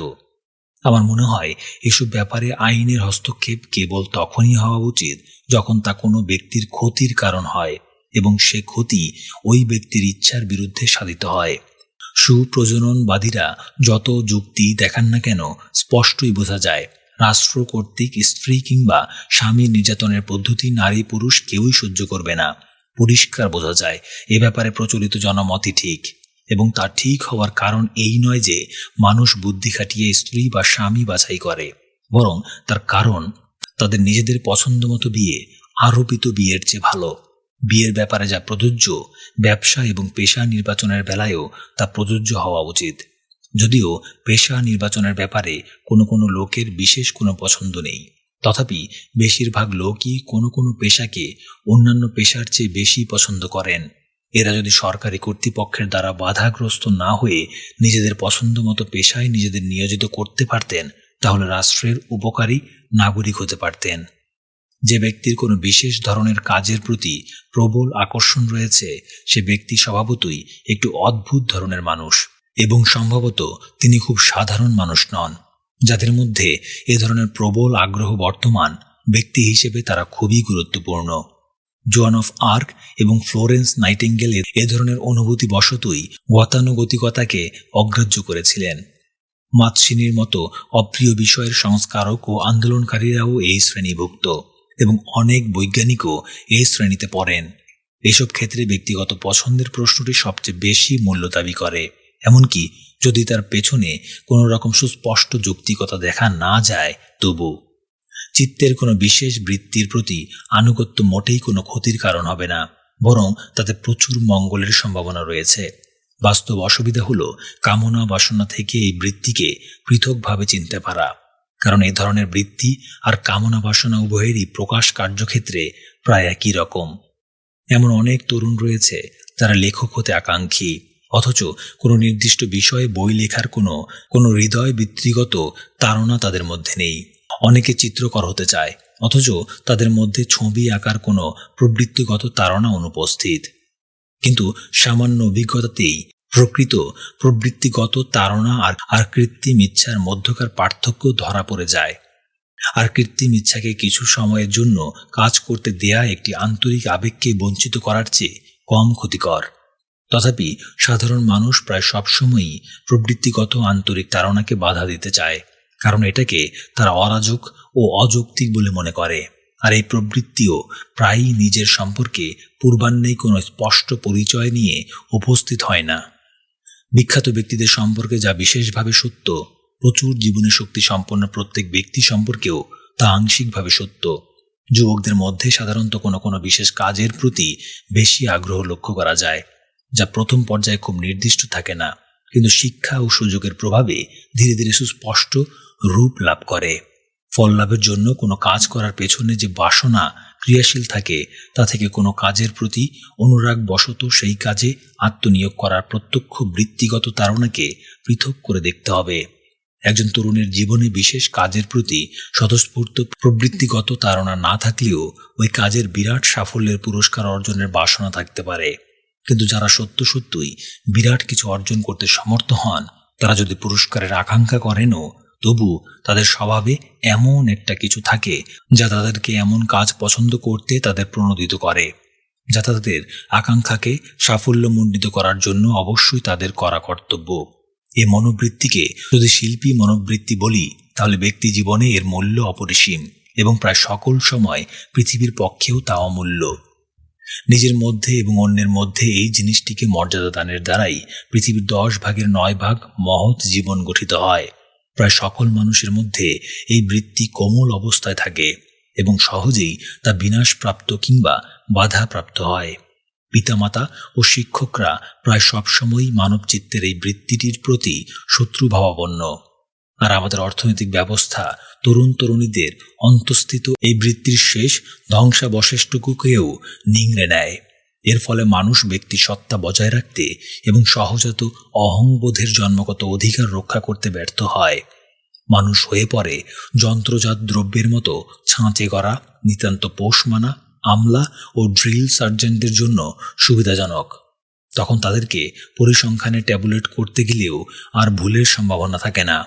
এটাই হলো স্বাধীনতার অভাব থেকে উদ্ভূত মূল অভিশাপ। এই অভিশাপ জনসংখ্যা বৃদ্ধির সঙ্গে সঙ্গে ক্রমাগত বেড়েই চলছে। মানুষের কাম্য অনেক এবং বাসনা বিভিন্নমুখী। প্রশংসা, ভালোবাসা, ক্ষমতা, নিরাপত্তা, আরাম, আয়েশ, কর্মশক্তি প্রকাশের সুযোগ প্রভৃতি মানুষের সবচেয়ে সাধারণ কামনা। কিন্তু এইসব কামনার বিমূর্ত উল্লেখের দ্বারা ব্যক্তিতে ব্যক্তিতে যে পার্থক্য তা মোটেই স্পষ্ট হয় না। আমি যখনই কোনো চিড়িয়াখানায় যাই, লক্ষ্য করি সারসের সমস্ত গতিবিধিতে এমন কতকগুলো সাধারণ বৈশিষ্ট্য রয়েছে যেগুলো টিয়া কিংবা উট পাখির গতিবিধি থেকে আলাদা। এই সাধারণ বৈশিষ্ট্য কি তা কথায় প্রকাশ করা সম্ভব নয়, তবু আমরা বুঝতে পারি কোনো প্রাণী যাই করুক না কেন তা ওই প্রাণীর পক্ষেই স্বাভাবিক। এই অবর্ণনীয় বৈশিষ্ট্যের দ্বারাই প্রাণীর ব্যক্তিত্ব গঠিত হয় এবং এর ফলেই কোনো প্রাণীর কার্যকলাপ অবলোকন করে আমরা আনন্দ পাই। ব্যক্তিবিশেষ যদি অর্থনৈতিক ব্যবস্থা কিংবা সরকারি শাসনযন্ত্রের দ্বারা নিষ্পেষিত না হয়, তাহলে তার মধ্যেও একই ধরনের ব্যক্তিত্ব প্রত্যক্ষ করা যায়। তার মধ্যেও লক্ষ্য করা যায় এমন কিছু বৈশিষ্ট্য যা তার একান্ত নিজের, যা ছাড়া কোনো নারী পুরুষই কোনো বিশেষ গুরুত্বের অধিকারী হতে পারে না কিংবা আত্মমর্যাদা রক্ষা করতে পারে না। এই বিশিষ্ট ব্যক্তিত্বটি শিল্পীর প্রিয়, তা তিনি চিত্রশিল্পীই হন কিংবা লেখকই হন। শিল্পীদের এবং যে কোনো ধরনের সৃজন ক্ষমতা সম্পন্ন লোকদের মধ্যে এই প্রবণতা সাধারণ মানুষদের তুলনায় অনেক বেশি। যে সমাজে ইচ্ছাকৃতভাবে কিংবা দুর্ঘটনাক্রমে মানুষের এই গুণটিকে ধ্বংস করে দেয়া হয়, সে সমাজ অচিরেই প্রাণহীন হয়ে পড়তে বাধ্য। সে সমাজ এমন একটি গতানুগতিকতার আবর্তে নিক্ষিপ্ত হয় যে তার উন্নতির আর কোনো সম্ভাবনা থাকে না এবং তার অস্তিত্বের পেছনেও আর কোনো উদ্দেশ্য থাকে না। মানবচিত্তের যেসব বৃত্তি ব্যক্তিত্বের সৃষ্টি করে, সেগুলিকে রক্ষা করা এবং শক্তিশালী করাই সকল রাজনৈতিক প্রতিষ্ঠানের প্রধানতম উদ্দেশ্য হওয়া উচিত।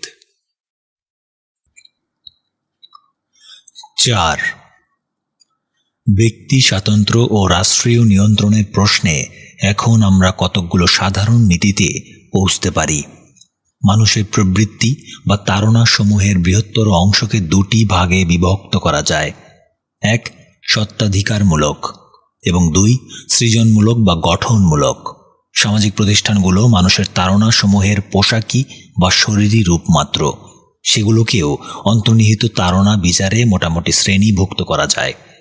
সম্পত্তি হচ্ছে মালিকানা লিপ্সার শরীরী রূপ, আর বিজ্ঞান ও শিল্পকলা সৃজনশীল বৃত্তির সবচেয়ে সুষ্ঠু শরীরী রূপ। সত্য লিপ্সার প্রকাশ হয় আত্মরক্ষামূলক, না হয় আক্রমণাত্মক। এর উদ্দেশ্য হয় লুণ্ঠনকারীর হাত থেকে সম্পদ রক্ষা করা, না হয় বর্তমান অধিকারীর কাছ থেকে সম্পদ নিজের অধিকারে ছিনিয়ে আনা। উভয় ক্ষেত্রেই এর মূলে বিরাজ করে অন্যের প্রতি একটা শত্রুতামূলক মনোভাব। আত্মরক্ষামূলক সত্ত্বলিপ্সাকে সবসময় ন্যায়সঙ্গত মনে করলে এবং আক্রমণাত্মক সত্ত্বলিপ্সাকে সবসময় দূষণীয় মনে করলে ভুল করা হবে। কারণ প্রচলিত প্রথা, পদ্ধতি ও প্রতিষ্ঠানাদি যেহেতু সম্পূর্ণ অন্যায়ের ওপর প্রতিষ্ঠিত, সেজন্য এর বিপরীতটাই অর্থাৎ আক্রমণাত্মক সত্ত্বলিপ্সাই বরং ন্যায়সঙ্গত হতে পারে। আর সাধারণ বিচারে দুটির একটিকেও ন্যায়সঙ্গত বলা যায় না। সত্ত্বলিপ্সার জন্যই ব্যক্তির কার্যকলাপের ওপর রাষ্ট্রের হস্তক্ষেপের প্রয়োজন দেখা দেয়। বল প্রয়োগের দ্বারা কতগুলো কল্যাণ অর্জন করা কিংবা রক্ষা করা সম্ভব, কিন্তু বেশিরভাগই তা দ্বারা পারা যায় না। বল প্রয়োগের দ্বারা একজন মহিলাকে পত্নী রূপে লাভ করা যেতে পারে, যেমন রোমানরা সেবাইন মেয়েদের লাভ করেছিল, কিন্তু এভাবে কোনো নারীর ভালোবাসা লাভ করা যায় না। রোমানরা যে সেবাইন মেয়েদের ভালোবাসা কামনা করেছিল এমন কোনো প্রমাণ অবশ্য নেই। যাদের মধ্যে সত্য লাভের বাসনা প্রবল, তারা আসলে বল প্রয়োগের দ্বারা যা লাভ করা যায় তার প্রতিই আকৃষ্ট। সকল প্রকার বস্তু সম্পদই এই শ্রেণীর অন্তর্ভুক্ত। এসবের বেলায় যদি স্বাধীনতার ওপর কোনো রকম নিয়ন্ত্রণ না থাকে, তাহলে শক্তিমানেরাই ধনী হয় আর দুর্বলেরা হয়ে পড়ে দরিদ্র। পুঁজিবাদী সমাজ ব্যবস্থায় আইনে যে ধরনের আংশিক নিয়ন্ত্রণ বর্তমান, তাতে ধূর্ত লোকেরা ধনী আর ভালো লোকেরা দরিদ্র হয়। কারণ এই ব্যবস্থায় কিছু লোককে ইচ্ছানুযায়ী রাষ্ট্র ক্ষমতা ব্যবহারের এমন সুযোগ দেওয়া হয় যা কোনো ন্যায়নীতি বা যুক্তির ওপর ভিত্তিশীল নয়। ভিত্তিশীল কতকগুলো গতানুগতিক নিয়মের ওপর, যেগুলোর ব্যাখ্যা সম্পূর্ণ ঐতিহাসিক। যেসব জিনিসের সঙ্গে সত্ত্বাধিকার ও বল প্রয়োগের সম্পর্ক রয়েছে, সেগুলোর বেলায় নিয়ন্ত্রণহীন স্বাধীনতার ফলে অরাজকতা ও অন্যায় অবশ্যম্ভাবী। ব্যক্তি পর্যায়ে হত্যা, লুণ্ঠন, প্রতারণা প্রভৃতির অধিকার এখন আর নেই, কিন্তু রাষ্ট্রের এই ক্ষমতা এখনও রয়েছে এবং দেশপ্রেমের নামে তা প্রয়োগ করা হচ্ছে। আদালতে আইন সঙ্গত বলে অনুমোদিত হতে পারে এমন কোনো আকস্মিক প্রয়োজনের ক্ষেত্র ছাড়া অন্য কোথাও নিজের উদ্যোগে ব্যক্তি বা রাষ্ট্র কারো কোনো প্রকার বল প্রয়োগের অধিকার থাকা উচিত নয়। এর কারণ, একজনের বিরুদ্ধে আর একজনের বল প্রয়োগ সবসময়ই দুজনের জন্যই ক্ষতিকর হয় এবং তা মেনে নেওয়া যেতে পারে একমাত্র তখনই যখন তার ফলে কোনো বড় কল্যাণ লাভ করা যায়। বাস্তবে পৃথিবীতে যে পরিমাণ বল প্রয়োগ ঘটে তা হ্রাস করার জন্য একটি আন্তর্জাতিক কর্তৃপক্ষ থাকা উচিত। এই কর্তৃপক্ষ হবে বাস্তব ক্ষেত্রে বল প্রয়োগ না করে পারা যায় না এমন বলের একত্রীকরণের কেন্দ্র, এবং প্রাথমিকভাবে তার কাজ হবে ব্যক্তিগত পর্যায়ের বল প্রয়োগকে রোধ করা। বল প্রয়োগ তখনই ব্যক্তিগত পর্যায়ের হয় যখন তা কোনো নিরপেক্ষ লোকহিতকর কর্তৃপক্ষের দ্বারা কোনো নিয়ম অনুযায়ী জনস্বার্থের উদ্দেশ্যে না হয়, বরং কোনো স্বার্থ সংশ্লিষ্ট মহলের দ্বারা অথবা তার বন্ধু বা সহযোগীদের দ্বারা হয়। ব্যক্তি মালিকানা ভিত্তিক যে শাসন ব্যবস্থায় আমরা বাস করছি, তা ব্যক্তিগত পর্যায়ের বল প্রয়োগকে বাধা দেওয়ার জন্য প্রকৃতপক্ষে প্রায় কিছুই করছে না। উদাহরণস্বরূপ বলা যায়, যখন কোনো ব্যক্তি কিছু জমির মালিক হন, তখন তিনি তার জমিতে অনধিকার প্রবেশকারীদের বিরুদ্ধে বল প্রয়োগ করতে পারেন, কিন্তু তার বিরুদ্ধে অনধিকার প্রবেশকারীদের বল প্রয়োগের কোনো অধিকার নেই। এটা স্পষ্ট যে জমিতে ফসল উৎপাদনের জন্য অনধিকার প্রবেশের স্বাধীনতাকে নিয়ন্ত্রণ করার প্রয়োজন রয়েছে, কিন্তু এই নিয়ন্ত্রণের ক্ষমতা যদি ব্যক্তিকে দেওয়া হয়, তাহলে রাষ্ট্রের এমন ব্যবস্থা করা উচিত যাতে ব্যক্তি জনস্বার্থে যেটুকু জমির অধিকার লাভের যোগ্য তার চেয়ে বেশি তার অধিকারে না থাকে, এবং জমির উৎপাদনের যে অংশ তার অধিকারে আসে তা যেন পরিশ্রমের মূল্য হিসেবে তার ন্যায়সঙ্গত প্রাপ্যের চেয়ে বেশি না হয়। সম্ভবত একমাত্র জমির রাষ্ট্রীয় মালিকানা দ্বারাই এই উদ্দেশ্য সফল হতে পারে। বর্তমানে জমি ও পুঁজির মালিকেরা অর্থনৈতিক চাপের দ্বারা বিত্তহীনদের উপর এক ধরনের বল প্রয়োগ করতে পারে। এ ধরনের বল প্রয়োগ আইনের দ্বারা অনুমোদিত, অথচ ধনীর বিরুদ্ধে দরিদ্রের বল প্রয়োগ বেআইনি। এরকম অবস্থা অন্যায়ের উপর ভিত্তিশীল এবং এতে ব্যক্তি পর্যায়ের বল প্রয়োগ যতটা কমানো সম্ভব ততটা কমানো যায় না। সত্য লিপ্সা সম্পর্কিত সকল বিষয় এবং তা থেকে উৎসারিত বল প্রয়োগ নিয়ন্ত্রিত হওয়া উচিত একটি নিরপেক্ষ লোকহিতকর কর্তৃপক্ষের দ্বারা। এই ব্যবস্থা স্বাধীনতার স্বার্থে যতখানি, ন্যায় বিচারের স্বার্থেও ঠিক ততখানি প্রয়োজনীয়। একটি জাতির মধ্যে স্বাভাবিকভাবে রাষ্ট্রই হবে এই কর্তৃপক্ষ, আর বিভিন্ন জাতির সম্পর্কের ক্ষেত্রে যদি বর্তমান অরাজকতার অবসান ঘটাতে হয়, তাহলে তার জন্য প্রয়োজন একটি আন্তর্জাতিক পরিষদ। কিন্তু মানুষের সত্যলিপ্সাকে রাষ্ট্রীয়ভাবে নিয়ন্ত্রণ করার মূল উদ্দেশ্য সব সময় হওয়া উচিত স্বাধীনতার বিকাশ, এবং তা করতে হবে ব্যক্তিগত পর্যায়ের অনাচার দমনের দ্বারা ও সৃজনশীল বৃত্তির মুক্তি ঘটিয়ে। রাষ্ট্রীয় নিয়ন্ত্রণের দ্বারা যদি মঙ্গলের চেয়ে অমঙ্গল বেশি করার উদ্দেশ্য না থাকে, তাহলে তা এমনভাবে কার্যকর করা উচিত যাতে ব্যক্তিগত বল প্রয়োগের বাইরে সব ব্যাপারে ব্যক্তিগত উদ্যোগ প্রকাশের স্বাধীনতা বজায় থাকে। এই ব্যাপারে সব সরকারই মর্মান্তিক ব্যর্থতার পরিচয় দিয়েছে এবং অবস্থার উন্নতির কোনো লক্ষণই দেখা যাচ্ছে না। সৃজনশীল বৃত্তিসমূহ সত্ত্বাধিকার লিপ্সার মতো নয়। সেগুলোর প্রকৃতি এমন নয় যে তাতে একজনের লাভে অপরজনের ক্ষতি হয়। যে ব্যক্তি কোনো বৈজ্ঞানিক আবিষ্কার সাধন করেন অথবা একটি কবিতা লেখেন, তিনি যেমন নিজেকে তেমনি অন্যদেরকেও সমৃদ্ধ করেন। জ্ঞানের বা শুভকামনার যে কোনো বিকাশ কেবল তার প্রকৃত অধিকারীরই মঙ্গল ঘটায় না, বরং যারা তার দ্বারা প্রভাবিত হন তাদের সকলের মঙ্গল ঘটায়। যারা জীবনের আনন্দকে অনুভব করেন তারা নিজেরা যেমন আনন্দিত হন তেমনি অন্যদেরও আনন্দের কারণ ঘটান। বল প্রয়োগের দ্বারা এমন শুভকর বা আনন্দকর কিছুর সৃষ্টি হতে পারে না, যদিও তা দ্বারা এসব ধ্বংস প্রাপ্ত হতে পারে।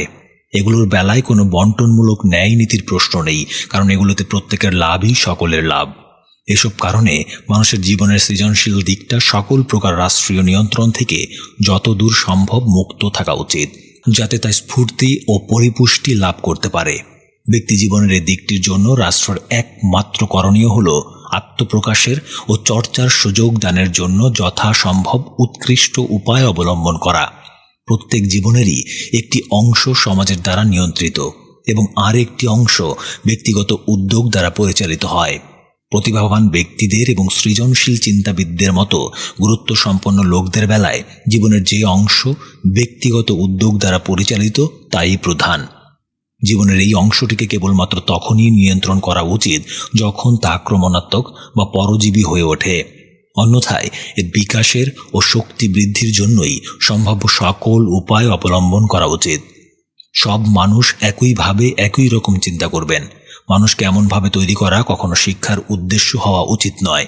শিক্ষার উদ্দেশ্য হবে প্রত্যেকটি মানুষের স্বকীয় ব্যক্তিত্বের পূর্ণতম বিকাশের সুযোগ করে দেয়া। জীবিকার উপায় নির্বাচনের ব্যাপারে প্রত্যেক তরুণ তরুণীরই যতদূর সম্ভব নিজের আকর্ষণ অনুযায়ী পেশা নির্বাচনের সুযোগ থাকা উচিত। যদি কারো কাছে ধনার্জনে ব্যস্ত থাকা আকর্ষণীয় মনে না হয়, তাহলে তার কম কাজ করে কম বেতন নেওয়ার ও অবসর সময় নিজের পছন্দ মতো ব্যয় করার স্বাধীনতা থাকা উচিত। চিন্তার স্বাধীনতার কিংবা জ্ঞান বিস্তারের ওপর যে কোনো রকম নিয়ন্ত্রণই অবশ্যই চরম নিন্দার যোগ্য। অর্থনৈতিক ও রাজনৈতিক উভয় ক্ষেত্রেই বিরাট বিরাট প্রতিষ্ঠান হল আধুনিক রাষ্ট্রের বৈশিষ্ট্য। এসব প্রতিষ্ঠান সীমাহীন ক্ষমতার অধিকারী এবং এগুলো সব সময় চিন্তা ও কর্মের মৌলিকতাকে ধ্বংস করার কাজে তাদের ক্ষমতা প্রয়োগ করে। প্রকৃতপক্ষে তাদের উচিত যেসব ক্ষেত্রে কোনো অরাজকতা কিংবা প্রবল সংঘর্ষের সৃষ্টি না হয় সেসব ক্ষেত্রে যতদূর সম্ভব বেশি স্বাধীনতার সুযোগ দেওয়া। মালিকানা ও বল প্রয়োগ, রাষ্ট্রীয় নিয়ন্ত্রণের এই বৈধ বিষয়গুলো ছাড়া ব্যক্তি জীবনের আর কোনো বিষয় সম্পর্কে কিছু জানার চেষ্টা করা তাদের উচিত নয়। এসব প্রতিষ্ঠানের উচিত ক্ষমতার বিকেন্দ্রীকরণের দ্বারা তাদের নিয়ন্ত্রণ ক্ষমতা যতদূর সম্ভব ব্যক্তি ও ছোট ছোট দলের হাতে ছেড়ে দেওয়া।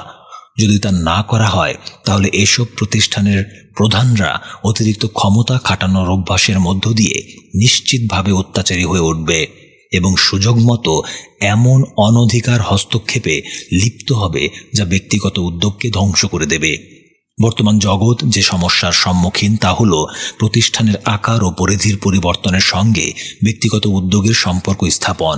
এই সমস্যার সমাধান না করলে ব্যক্তি মানুষেরা দিন দিন নিষ্পৃহ ও শক্তিহীন হয়ে পড়বে এবং তাদের ওপর যে অবস্থায় চাপিয়ে দেয়া হবে তার কাছেই তারা নিষ্ক্রিয়ভাবে আত্মসমর্পণ করবে।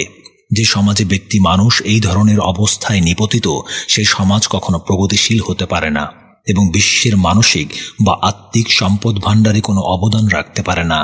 এসব অর্জিত হতে পারে একমাত্র ব্যক্তিগত স্বাধীনতা ও উদ্যোগ প্রকাশে উৎসাহ দানের মাধ্যমে। ব্যক্তির বৈধ স্বাধীনতার উপর কর্তৃপক্ষ যখন অবৈধভাবে হস্তক্ষেপ করে তখন যারা তাতে বাধা দেন সমাজের চোখে তাদের কাজের মূল্য যত সামান্যই হোক তাদের সেই কাজের দ্বারা সমাজই লাভবান হয়। অতীতের বেলায় সকলেই এ কথা স্বীকার করেন, কিন্তু বর্তমান ও ভবিষ্যতের বেলায়ও এ কথা একটুও কম সত্য নয়। পঞ্চম অধ্যায়, জাতীয় স্বাধীনতা ও আন্তর্জাতিকতাবাদ। রাষ্ট্রের অন্তর্ভুক্ত বিভিন্ন গোষ্ঠীর পারস্পরিক সম্পর্কের ক্ষেত্রে কাম্য হল রাষ্ট্রস্থিত প্রত্যেক গোষ্ঠীর অভ্যন্তরীণ ব্যাপারে স্বাধীনতা এবং বাহ্য ব্যাপারে, অর্থাৎ বিভিন্ন গোষ্ঠীর পারস্পরিক সম্পর্কের ক্ষেত্রে গোষ্ঠীগত বল প্রয়োগের পরিবর্তে আইন।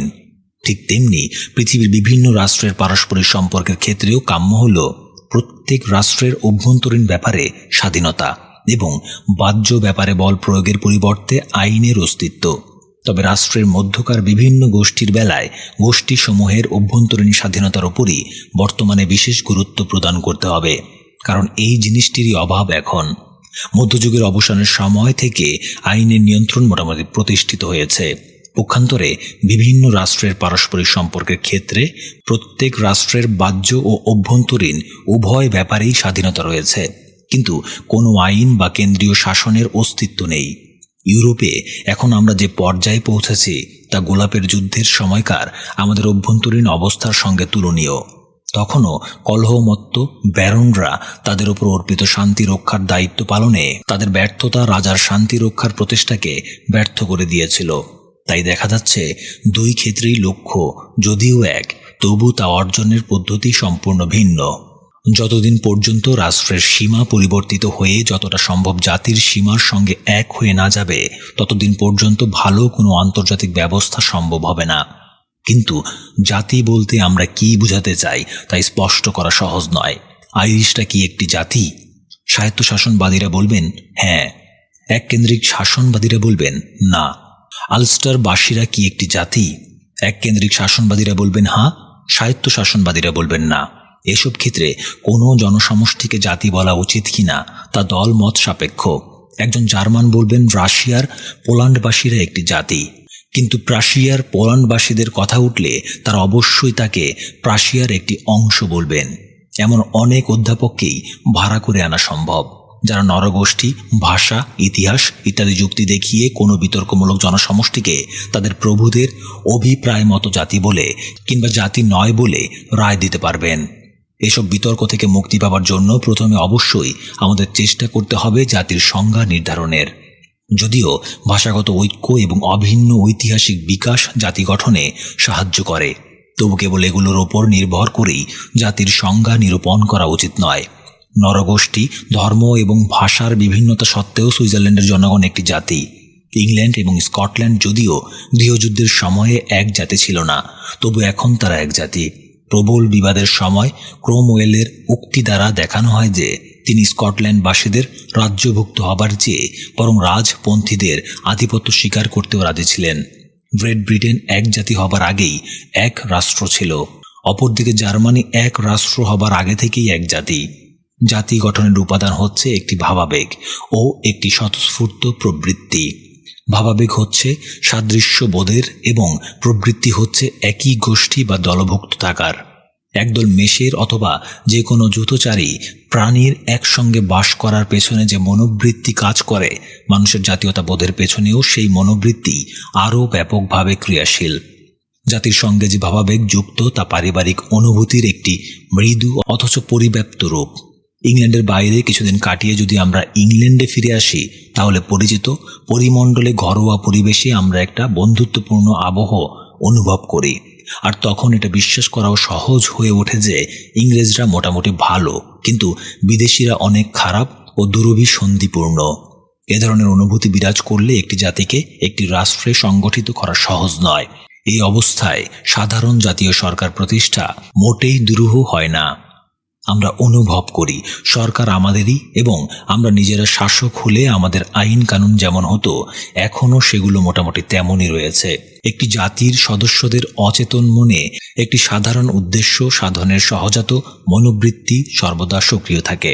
যখন যুদ্ধ কিংবা ওই জাতীয় কোনো বিপদ দেখা দেয়, তখনই ওই বৃত্তির প্রকাশ স্পষ্ট হয়ে ওঠে।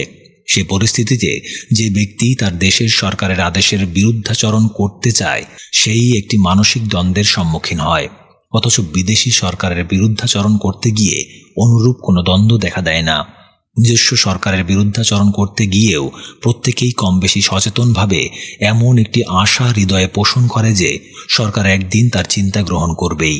কিন্তু বিদেশি সরকারের বিরুদ্ধাচরণের বেলায় এ ধরনের কোনো আশার সুযোগই থাকে না। যেভাবেই এই সমষ্টি চেতনার উদ্ভব হোক না কেন, এই চেতনাই জাতির জন্ম দেয় এবং এজন্যই জাতির সীমা এবং রাষ্ট্রের সীমা এক করার গুরুত্ব এত বেশি। জাতীয় ভাবাবেগ একটি বাস্তব সত্য এবং সব প্রতিষ্ঠানেরই তা বিবেচনা করা উচিত। এই চেতনাকে যখন উপেক্ষা করা হয়, তখনই এর তীব্রতা বৃদ্ধি পায় এবং তা বিবাদের উৎসে পরিণত হয়।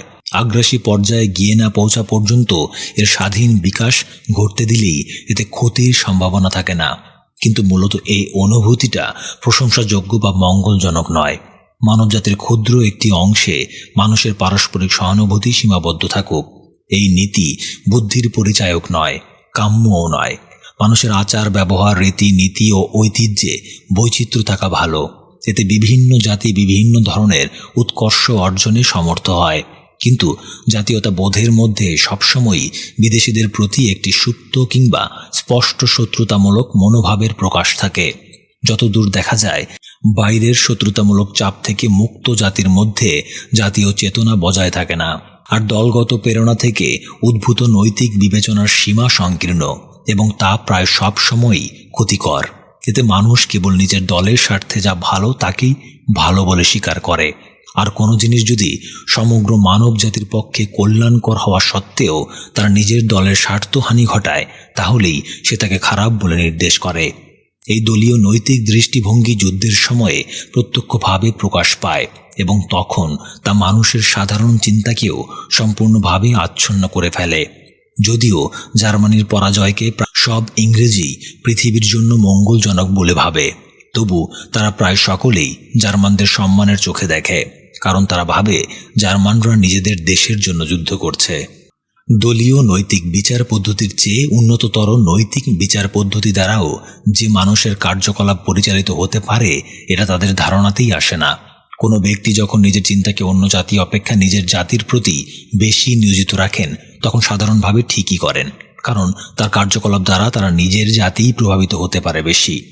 কিন্তু যুদ্ধ কিংবা ওই ধরনের অন্য কোনো সংকট যা তার নিজের জাতির পক্ষে যতটুকু গুরুত্বপূর্ণ, অন্যান্য জাতির পক্ষেও ততটুকুই গুরুত্বপূর্ণ দেখা দেয়, তখন তার উচিত সার্বজনীন কল্যাণের দিকে লক্ষ্য রাখা। সে অবস্থায় যদি কেউ তার দৃষ্টিকে কেবল নিজের দলের কিংবা নিজের জাতির স্বার্থ অথবা সম্ভাব্য স্বার্থের মধ্যেই সীমাবদ্ধ রাখেন, তাহলে তা অন্যায়। যতদিন পর্যন্ত জাতীয় অনুভূতি বর্তমান, ততদিন অভ্যন্তরীণ ব্যাপারে প্রত্যেক জাতির স্বায়ত্ত শাসনের প্রশ্ন অত্যন্ত গুরুত্বপূর্ণ। রাষ্ট্রের জনসাধারণ যদি সরকারকে শত্রু বলে ভাবে, তাহলে সে সরকার একমাত্র বল প্রয়োগ ও নির্যাতনের উপায় অবলম্বন করেই টিকে থাকতে পারে। আর সরকার যদি জাতির ভেতর থেকে গঠিত না হয়, তাহলে জনসাধারণ সেই সরকারকে শত্রু ভাবতে বাধ্য। যেখানে বিভিন্ন জাতির মানুষ একই এলাকায় একসঙ্গে বাস করে, সেখানে এই জিনিসটি অত্যন্ত বিপজ্জনকভাবে দেখা দিতে পারে। যেমন বলকানের কোনো কোনো অংশে দেখা যায়। সুয়েজ খাল বা পানামা খালের মতো যেসব স্থানের ভৌগোলিক কারণে বিশেষ আন্তর্জাতিক গুরুত্ব রয়েছে, সেগুলো নিয়ে সমস্যা দেখা দেয়। এসব স্থানের অধিবাসীদের নিতান্ত স্থানীয় আকাঙ্ক্ষা বৃহত্তর স্বার্থের প্রয়োজনে উৎসর্গ করতে হতে পারে। তথাপি প্রায় সব সভ্য মানব সম্প্রদায়ের বেলাই রাষ্ট্রের সীমা আর জাতির সীমা প্রায় এক হবে। এই নীতি দ্বারা অবশ্য বিভিন্ন রাষ্ট্রের পারস্পরিক সম্পর্ক নিয়ন্ত্রণের অথবা পরস্পর প্রতিদ্বন্দ্বী রাষ্ট্রসমূহের স্বার্থের সংঘাত মীমাংসার কোনো উপায় পাওয়া যায় না। বর্তমানে প্রত্যেক শক্তিশালী রাষ্ট্রই চূড়ান্ত সার্বভৌমত্ব দাবি করে, এবং এই দাবি কেবল তাদের অভ্যন্তরীণ ব্যাপারেই নয়, বাইরের ব্যাপারেও করে। প্রত্যেক রাষ্ট্রের একই রকম পূর্ণ সার্বভৌমত্বের দাবির ফলে পারস্পরিক সংঘাতের সৃষ্টি হয়। এইসব সংঘাতের মীমাংসা বর্তমানে একমাত্র যুদ্ধ কিংবা কূটনীতির দ্বারাই হতে পারে। অবশ্য কূটনীতিও প্রকৃতপক্ষে যুদ্ধেরই হুমকি মাত্র। ব্যক্তির চূড়ান্ত স্বাতন্ত্র্যের দাবির পেছনেও এর অতিরিক্ত কোনো যুক্তি নেই। বর্তমানে কার্যক্ষেত্রে রাষ্ট্রের পরিপূর্ণ সার্বভৌমত্বের দাবি হলে পারস্পরিক বহির্দেশীয় ব্যাপারসমূহের পরিচালনা কেবল বল প্রয়োগের দ্বারা সাধনেরই দাবি। এর অর্থ, যখন দুটো জাতির কিংবা বিভিন্ন জাতির দুটো সমষ্টির স্বার্থ সংশ্লিষ্ট কোনো বিষয় নিয়ে বিরোধ বাধে, তখন তার সমাধান সম্পূর্ণরূপে তাদের মধ্যে যেটি বেশি শক্তিশালী তার হাতেই ছেড়ে দেয়া। এটা আদিম অরাজকতা ছাড়া আর কিছুই নয়। এই হলো সেই অবস্থা যাকে হবস মানব জাতির প্রাকৃত অবস্থা বলে নির্দেশ করেছেন, যেখানে সকলের বিরুদ্ধে সকলের যুদ্ধ চলে। যতদিন পর্যন্ত প্রত্যেক রাষ্ট্রই পররাষ্ট্রীয় সম্পর্কের প্রশ্নে নিজেদের পরিপূর্ণ সার্বভৌমত্ব ত্যাগ করতে রাজি না হবে, এবং যতদিন পর্যন্ত এসব ব্যাপারে সমস্যা সমাধানের ভার কোনো আন্তর্জাতিক সরকারের হাতে ন্যস্ত করা না হবে, ততদিন পর্যন্ত পৃথিবীতে নিরাপদ শান্তি দেখা দেবে না, এবং আন্তর্জাতিক আইন অনুযায়ী কোনো আন্তর্জাতিক সমস্যার সমাধানও হবে না। আন্তর্জাতিক সরকারকে একই সঙ্গে আইনের প্রণয়নকারী ও প্রয়োগকারী হতে হবে। বর্তমানে প্রচলিত কতিপয় আইনের উপর নির্ভর করে সমস্যার সমাধানের জন্য একটি হ্যাগ ট্রাইব্যুনালের ব্যবস্থা মোটেই যথেষ্ট নয়। এমন একটি প্রতিষ্ঠান দরকার যা আন্তর্জাতিক আইন প্রণয়নের এবং ন্যায়সঙ্গত কারণে প্রয়োজন হলে কোনো রাষ্ট্রের সীমা পরিবর্তনের ক্ষমতার অধিকারী হবে। শান্তির বন্ধুরা ভুল করবেন যদি তারা প্রচলিত প্রথা, পদ্ধতি ও প্রতিষ্ঠানাদিকেই অযথা গৌরবান্বিত করেন। অনেক জাতি বিকাশমান, আবার অনেক জাতি ক্ষয়িষ্ণু। জনসংখ্যার চরিত্র ও স্থানান্তর ও দেশান্তর গমনাগমনের ফলে পরিবর্তনশীল। এমতাবস্থায় রাষ্ট্রের সীমা পরিবর্তনে কোনো রাষ্ট্রেরই বিরোধিতা করার কোনো উপযুক্ত কারণ নেই। আর যদি কোনো আন্তর্জাতিক শক্তির হাতে এই পরিবর্তনের দায়িত্ব অর্পিত না হয়, তাহলে যুদ্ধের আয়োজনকে বাধা দেওয়া অনেক সময় অসম্ভব হয়ে পড়বে। আন্তর্জাতিক কর্তৃপক্ষের একটি স্থলবাহিনী ও একটি নৌবাহিনী থাকা উচিত। এ দুটো ছাড়া পৃথিবীতে আর কোনো স্থলবাহিনী কিংবা নৌবাহিনীর অস্তিত্ব থাকা উচিত নয়। বল প্রয়োগের একমাত্র বৈধ কারণ হল পৃথিবীতে মোট যত বল প্রয়োগ ঘটে তার হ্রাস ঘটানো। যতদিন পর্যন্ত মানুষের বল প্রয়োগ প্রবৃত্তির অবাধ আত্মপ্রকাশের সুযোগ থাকবে, ততদিনই মানুষের সমাজে একদল অন্য দলের উপর অত্যাচার করার ও লুটতরাজ চালাবার সুযোগকে কাজে লাগাবে। নাগরিকদের ব্যক্তিগত বল প্রয়োগকে প্রতিরোধ করার জন্য যেমন পুলিশের ব্যবস্থা দরকার, তেমনি বিভিন্ন রাষ্ট্রের বেআইনি বল প্রয়োগকে প্রতিরোধ করার জন্য একটি আন্তর্জাতিক পুলিশ বাহিনী দরকার। কিন্তু আমার মনে হয় এমন আশা যুক্তিসঙ্গত যে যদি কখনো তেমন কোনো আন্তর্জাতিক সরকার প্রতিষ্ঠিত হয়, একমাত্র যে সরকারেরই পদাতিক বাহিনী ও নৌবাহিনী থাকবে, তাহলে সেই সরকারের সিদ্ধান্তের প্রতি আনুগত্য আদায়ের জন্য বল প্রয়োগের প্রয়োজন অল্পকালই থাকবে। স্বল্পকালের মধ্যেই অরাজকতার জায়গায় আইনোদ্ভূত সুবিধাগুলো এত স্পষ্ট হয়ে উঠবে যে আন্তর্জাতিক সরকার তখন প্রশ্নাতীত কর্তৃপক্ষে পরিণত হবে এবং তখন তার বিরুদ্ধে বিদ্রোহ ঘোষণার কথা আর কোনো রাষ্ট্রই স্বপ্নেও ভাববে না। সে পর্যায়ে পৌঁছবার পর আন্তর্জাতিক স্থলবাহিনী ও নৌবাহিনীও অপ্রয়োজনীয় হয়ে পড়বে। একটি আন্তর্জাতিক কর্তৃপক্ষ প্রতিষ্ঠা করতে হলে আমাদের আরও অনেক পথ অতিক্রম করতে হবে। কিন্তু কি পদক্ষেপ গ্রহণ করে আমরা ভালো ফল লাভ করতে পারবো সে ভবিষ্যৎ দর্শন খুব কঠিন নয়। মনে হয় মধ্যস্থের হাতে বিবাদ মীমাংসার ভার অর্পণের অভ্যাস ক্রমেই বেড়ে চলবে, আর বিভিন্ন রাষ্ট্রের মধ্যে বিবাদ ঘটার সম্ভাব্য কারণগুলোকেও মানুষ ক্রমেই অলীক বলে ভাববে। এমনকি যেখানে সত্যই স্বার্থের সংঘাত রয়েছে, সেখানেও সময় থাকতেই স্বার্থ সংশ্লিষ্ট প্রতিটি রাষ্ট্র স্পষ্ট বুঝতে পারবে যে যুদ্ধ করে তাদের যে ক্ষতি হবে তা সেই স্বার্থ বিসর্জন দেওয়ার ক্ষতির চেয়ে অনেক বড়। বিভিন্ন ক্ষেত্রে আবিষ্কার উদ্ভাবনের উন্নতির সঙ্গে সঙ্গে ভবিষ্যতের যুদ্ধ আরও অনেক বেশি ধ্বংসাত্মক হয়ে উঠতে বাধ্য। পৃথিবীর সুসভ্য রাষ্ট্রসমূহের সামনে দুটো মাত্র বিকল্প রয়েছে: পারস্পরিক সহযোগিতা কিংবা পারস্পরিক ধ্বংস। বর্তমান যুদ্ধ এ দুটি বিকল্পকে ক্রমেই আরও স্পষ্ট করে তুলছে। যখন যুদ্ধে উদ্ভূত এই শত্রুতা কমে আসবে, তখনও সভ্য মানুষ যুদ্ধ বিলুপ্তির প্রশ্নে একমত না হয়ে সুনিশ্চিত ধ্বংসের পথকেই বেছে নেবে। এটা বিশ্বাস করা কঠিন। যে কয়টি বিষয় নিয়ে বিভিন্ন রাষ্ট্রের মধ্যে স্বার্থের সংঘাত বাধে বলে ধরে নেওয়া হয়, সেগুলো হলো শুল্ক, যা আসলে একটা প্রতারণা মাত্র; দুর্বল রাষ্ট্রগুলোকে শোষণ, যা একটা অপরাধ; এবং ক্ষমতা ও আধিপত্যের দর্প, যা আসলে বালক সুলভ নির্বুদ্ধিতা। শুল্কের বিরুদ্ধে অর্থনৈতিক যুক্তি সকলেরই জানা, তার পুনরুক্তি এখানে নিষ্প্রয়োজন। যে কারণে যুক্তি বিশ্বাস উৎপাদনে সমর্থ হয় না তা হচ্ছে বিভিন্ন জাতির পারস্পরিক শত্রুতা।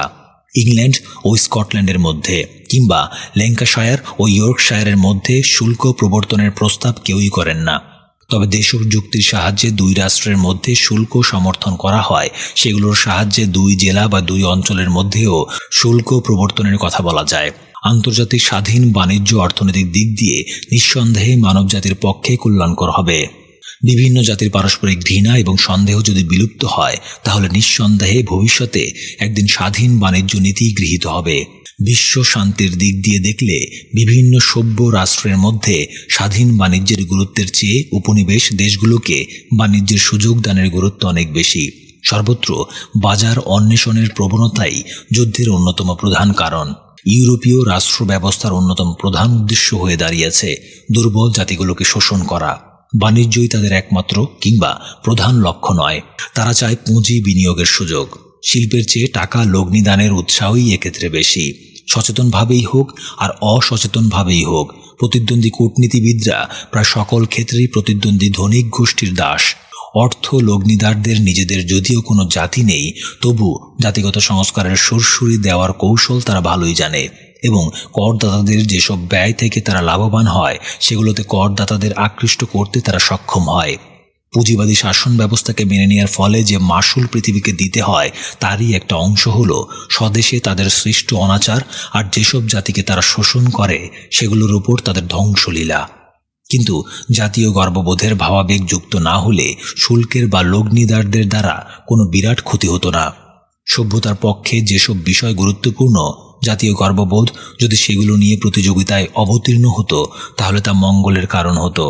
আমরা যদি আমাদের বৈজ্ঞানিক, কবি কিংবা আমাদের সমাজ ব্যবস্থার ন্যায় বিচার ও মনুষ্যত্বের উৎকর্ষের জন্য গর্ব অনুভব করতাম, তাহলে জাতীয় গর্ববোধ থেকে আমরা মঙ্গলজনক প্রচেষ্টার প্রেরণা লাভ করতে পারতাম। কিন্তু জাতীয় গর্ববোধের ক্ষেত্রে এসব বিষয় সামান্যই গুরুত্ব পেয়ে থাকে। এখন পর্যন্ত কেবল ক্ষমতা ও আধিপত্যের সঙ্গেই এই চেতনার সম্পর্ক দেখা যায়।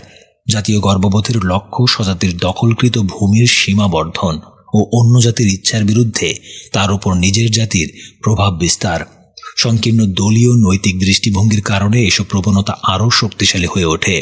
প্রতি 10 জন নাগরিকের 9 জনের মধ্যেই এটা প্রত্যক্ষ করা যায় যে যখনই অন্য কোনো জাতির সঙ্গে তাদের জাতির কোনো ব্যাপারে সংঘর্ষের সূচনা হয়, তখনই স্বতঃস্ফূর্তভাবে তাদের মধ্যে ধারণা জাগে যে তাদের জাতি নিশ্চিতভাবে ন্যায় পথেই আছে। এমনকি যদি কোনো বিশেষ বিরোধে কোনো জাতি ন্যায় পথ থেকে সম্পূর্ণ বিচ্যুতও হয়, তবু সেই জাতির লোকেরা ভাবে তাদের বিপক্ষ জাতির চেয়ে তাদের আদর্শ এত মহৎ যে তাদের নিজেদের জাতির শক্তি বৃদ্ধি হলেই তা মানবজাতির পক্ষে মঙ্গলজনক হবে। যেহেতু প্রত্যেক জাতি নিজের সম্পর্কে এই রকম ধারণা পোষণ করে, সেজন্যই প্রত্যেক জাতি বিবাদের সময় জয়ের আশা দেখলেই নিজের জাতির জয়ের জন্য তৎপর হয়ে ওঠে। এই উত্তেজনা যতদিন থাকবে ততদিন আন্তর্জাতিক সহযোগিতাও নিষ্প্রভ থাকতে বাধ্য। বিভিন্ন জাতির মধ্যে প্রতিদ্বন্দ্বিতা ও শত্রুতার যে প্রবল মনোভাব বর্তমান, তা যদি মানুষ ত্যাগ করতে পারত তাহলে দেখা যেত যেসব ব্যাপারে বিভিন্ন জাতির মধ্যে স্বার্থের সংঘাত দেখা দেয় সেগুলোর চেয়ে যেসব ব্যাপারে বিভিন্ন জাতির মধ্যে স্বার্থের মিল ঘটে সেগুলোর সংখ্যা অনেক বেশি। তখন প্রত্যেক জাতিই বুঝতে পারত বাণিজ্য সংঘর্ষের কারণ হতে পারে না, আর যে ব্যক্তি কারো কাছে পণ্য বিক্রি করে সে ক্রেতার কোনো ক্ষতি করে না। কসাই আর রুটিওয়ালাকে কেউই শত্রু ভাবে না, যদিও তারা সবসময়ই মানুষের কাছ থেকে পয়সা নিয়ে যায়। কিন্তু যখনই বিদেশ থেকে কোনো পণ্য আমাদের দেশে আসে তখনই আমাদের মনে বিশ্বাস জাগিয়ে দেওয়া হয় যে সেগুলো কেনাতে আমাদের ভয়ানক ক্ষতি। কেউই এটা ভেবে দেখে না যে নিজেদের দেশের পণ্য বিদেশে রপ্তানি করেই বিদেশ থেকে পণ্য আমদানি করা হয়। নিজের দেশ থেকে বিদেশে যে পণ্য আমরা রপ্তানি করি সেগুলোকে সেখানে বিপজ্জনক বলে ভাবা হয়, এবং সে দেশ থেকে যে পণ্য আমরা আমদানি করি সেগুলোর কথা সেখানকার সবাই ভুলে যায়। যেসব উৎপাদনকারী বিদেশি উৎপাদনের সঙ্গে প্রতিযোগিতায় অবতীর্ণ হতে ভয় পায়, সেসব ট্রাস্ট একচেটিয়া বাণিজ্যের স্বপ্ন দেখে, এবং যেসব অর্থনীতিবিদদের মন উগ্র জাতীয়তাবাদের বিষ বাষ্পে আচ্ছন্ন, তারা আমাদের মনে বাণিজ্য সম্পর্কে যে ধারণা জাগিয়ে দিয়েছে তা পুরোপুরি মিথ্যা। শ্রম বিভাগ থেকেই বাণিজ্যের উৎপত্তি। কোনো মানুষই নিজের প্রয়োজনের সকল সামগ্রী উৎপাদন করতে পারে না, সেজন্যই অন্যের সঙ্গে তার পণ্য বিনিময় অপরিহার্য। ব্যক্তির বেলায় যা প্রযোজ্য তা একইভাবে জাতির বেলায়ও প্রযোজ্য। এমন আশা করার কোনো কারণ নেই যে একটি জাতির প্রয়োজনীয় সকল সামগ্রী সে জাতি নিজে তৈরি করে নেবে, বরং এটাই উত্তম ব্যবস্থা যে যেসব জিনিস উৎপাদন করা তার পক্ষে সবচেয়ে সুবিধাজনক সেগুলোই সে বিশেষভাবে উৎপাদন করবে, এবং উৎপন্ন দ্রব্যের যেটুকু নিজের জাতির প্রয়োজনের অতিরিক্ত সেটুকু অন্য জাতির উৎপাদিত প্রয়োগাতিরিক্ত সামগ্রীর সঙ্গে বিনিময় করবে। অন্য দেশ থেকে জিনিস আনার দরকার না থাকলে নিজের দেশ থেকে জিনিস বিদেশে পাঠানোর দরকার থাকতো না। যে কসাই সবসময় তার মাংসের কাটতির জন্য আগ্রহী, অথচ রুটিওয়ালার কাছ থেকে রুটি নিতে, জুতা নির্মাতার কাছ থেকে জুতা নিতে কিংবা দর্জির কাছ থেকে কাপড় নিতে অনিচ্ছুক, সে নিজেকে শীঘ্রই বিপদগ্রস্ত দেখতে পাবে। তবে বিদেশ থেকে পণ্য আমদানি না করেই যে ব্যক্তি নিজের দেশের পণ্য বিদেশে পাঠাতে চায় তার চেয়ে ওই কসাই কম আহাম্মক। মজুরি প্রথা মানুষের মনে এই বিশ্বাস জাগিয়ে দিয়েছে যে মানুষের শুধু কাজ দরকার। এই ধারণা নিশ্চয়ই অযৌক্তিক। আসলে যা দরকার তা হলো কাজের দ্বারা অর্জিত ফল। নির্দিষ্ট পরিমাণ ফল লাভের জন্য যত কম কাজের প্রয়োজন হয় ততই ভালো। কিন্তু আমাদের অর্থনৈতিক ব্যবস্থা এমন যে এতে উৎপাদনের প্রতিটি ক্ষেত্রেই নিয়োগকারী নিযুক্তদের অনেককে বরখাস্ত করে দিয়ে অনাহারের সম্মুখীন করতে পারে। যদি আরও উন্নত ব্যবস্থা প্রবর্তিত হতো তাহলে হয় শ্রমিকের বেতন বৃদ্ধি পেত, না হয় বেতন হ্রাস না করেই তার কাজের সময় কমানো যেত।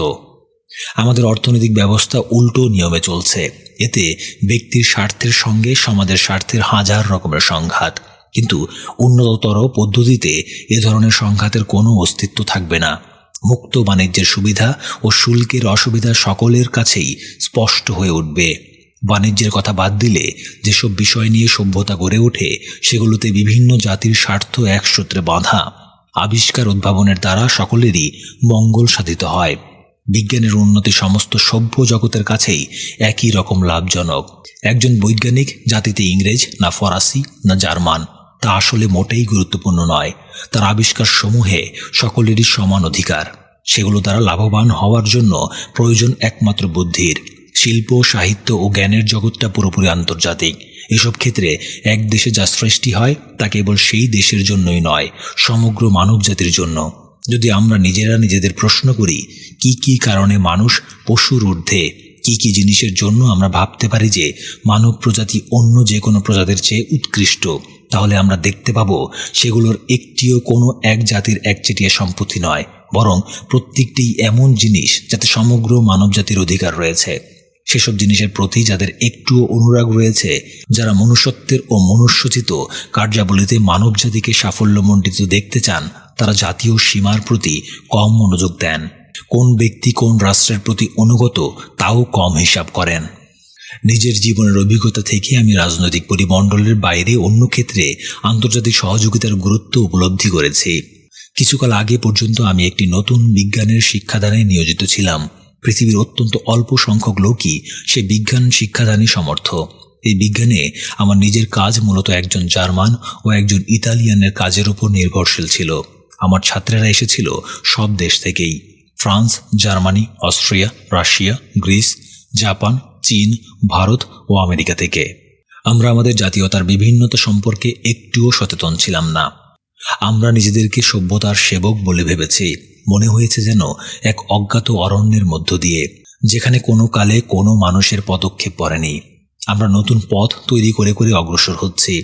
এক মহান কাজে আমরা সকলেই পরস্পরের সঙ্গে সহযোগিতা করেছি। কাজের স্বার্থে বিভিন্ন জাতির রাজনৈতিক শত্রুতাকে আমাদের কাছে নিতান্ত তুচ্ছ, সাময়িক এবং নিরর্থক মনে হয়েছে। কিন্তু সভ্যতার অগ্রগতির জন্য আন্তর্জাতিক সহযোগিতা যে কেবল রহস্যময় বিজ্ঞানের কিঞ্চিত লঘু আবহাওয়াকেই প্রয়োজন তা নয়। আমাদের সকল অর্থনৈতিক সমস্যা, শ্রমিকের অধিকার প্রতিষ্ঠার সকল প্রশ্ন, স্বদেশে ও বিদেশে স্বাধীনতা ও মনুষ্যত্ব বিকাশের সকল আশা নির্ভর করে আন্তর্জাতিক সম্প্রীতি গড়ে তোলার উপর। যতদিন মানুষ পারস্পরিক ঘৃণা, সন্দেহ ও ভয়ের দ্বারা পরিচালিত হবে, ততদিন পর্যন্ত আমরা বল প্রয়োগের নিষ্ঠুরতা ও পাশবিক শক্তির হাত থেকে মুক্তি লাভ আশা করতে পারব না। সেসব ব্যাপারে মানুষকে অবশ্যই সচেতন হতে হবে। আর যেসব কাল্পনিক স্বার্থের প্রশ্নে বিভিন্ন জাতির স্বার্থ বিভক্ত, সেগুলো ভুলতে হবে। বিভিন্ন জাতির মধ্যে আচার, ব্যবহার, রীতিনীতি ও ঐতিহ্যের যে বৈচিত্র্য, তা বিলুপ্ত করার কোনো প্রয়োজন নেই। আর বৈচিত্র্যের বিলোপ কাম্যও নয়। এই বৈচিত্র্যের ফলে প্রত্যেক জাতি তার স্বকীয় বৈশিষ্ট্য সম্পন্ন অবদানের দ্বারা বিশ্ব সভ্যতার ভাণ্ডারকে সমৃদ্ধতর করে তুলতে পারে। আসলে যা কাম্য তা বিশ্ব নাগরিকতাবাদ নয়। গতানুগতিকভাবে ক্রমাগত বিভিন্ন সভ্য দেশের মানুষের সান্নিধ্যে আসার ফলে দূতাবাসের কর্মচারীদের কিংবা বিমানবালাদের জীবনের স্বাতন্ত্র্যসূচক প্রায় সব বৈশিষ্ট্য যেভাবে মুছে যায়, জাতীয় বৈশিষ্ট্যের তেমন অবলুপ্তি কাম্য নয়। এ ধরনের বিশ্ব নাগরিকতা ক্ষতির ফল, লাভের নয়। যে আন্তর্জাতিক মনোবল আমরা দেখতে চাই তা স্বদেশ প্রেমের সঙ্গে যুক্ত। স্বদেশ প্রেমকে খর্ব করা আমাদের উদ্দেশ্য নয়। স্বদেশ প্রেম যেমন কাউকে নিজের গ্রামের জন্য প্রীতি অনুভব করতে বাধা দেয় না, এটাও তেমনই। কিন্তু এতে সে চেতনার কিছুটা রূপান্তর সাধিত হবে। কেউ তার নিজের দেশের জন্য যা কামনা করবে তা কোনো সময়ই কেবল অন্য দেশকে বঞ্চিত করে লাভ করার জিনিস হবে না, বরং তা হবে এমন জিনিস যার উৎপাদনে যে কোনো দেশ উৎকর্ষ লাভ করলে সমগ্র পৃথিবী তার দ্বারা লাভবান হবে। প্রত্যেকেই চাইবে তার নিজের দেশ শান্তির উপায় উদ্ভাবনে মহত্ব প্রমাণ করুক, চিন্তা ও বিজ্ঞানের জগতে খ্যাতিমান হোক, ন্যায়বান, উদার ও মহান হোক। প্রত্যেকেই চাইবে তার দেশ স্বাধীন ও আন্তর্জাতিক সম্প্রীতিভিত্তিক উন্নততর পৃথিবী সৃষ্টিতে মানবজাতিকে সাহায্য করুক। মানুষকে যদি কিছু পরিমাণেও সুখী হতে হয়, তাহলে স্বাধীনতা ও আন্তর্জাতিক সম্প্রীতিতে পূর্ণ এক উন্নততর পৃথিবী অবশ্যই গড়ে তুলতে হবে। কেউ চাইবে না যে তার দেশ কেবল সংকীর্ণ সত্য লিপ্সার নিতান্ত ক্ষণস্থায়ী জয়ী হোক, বরং প্রত্যেকেই চাইবে তার দেশ মানবিক কার্যাবলীতে সাহায্য করে সহনশীলতার সঙ্গে অগ্রসর হোক।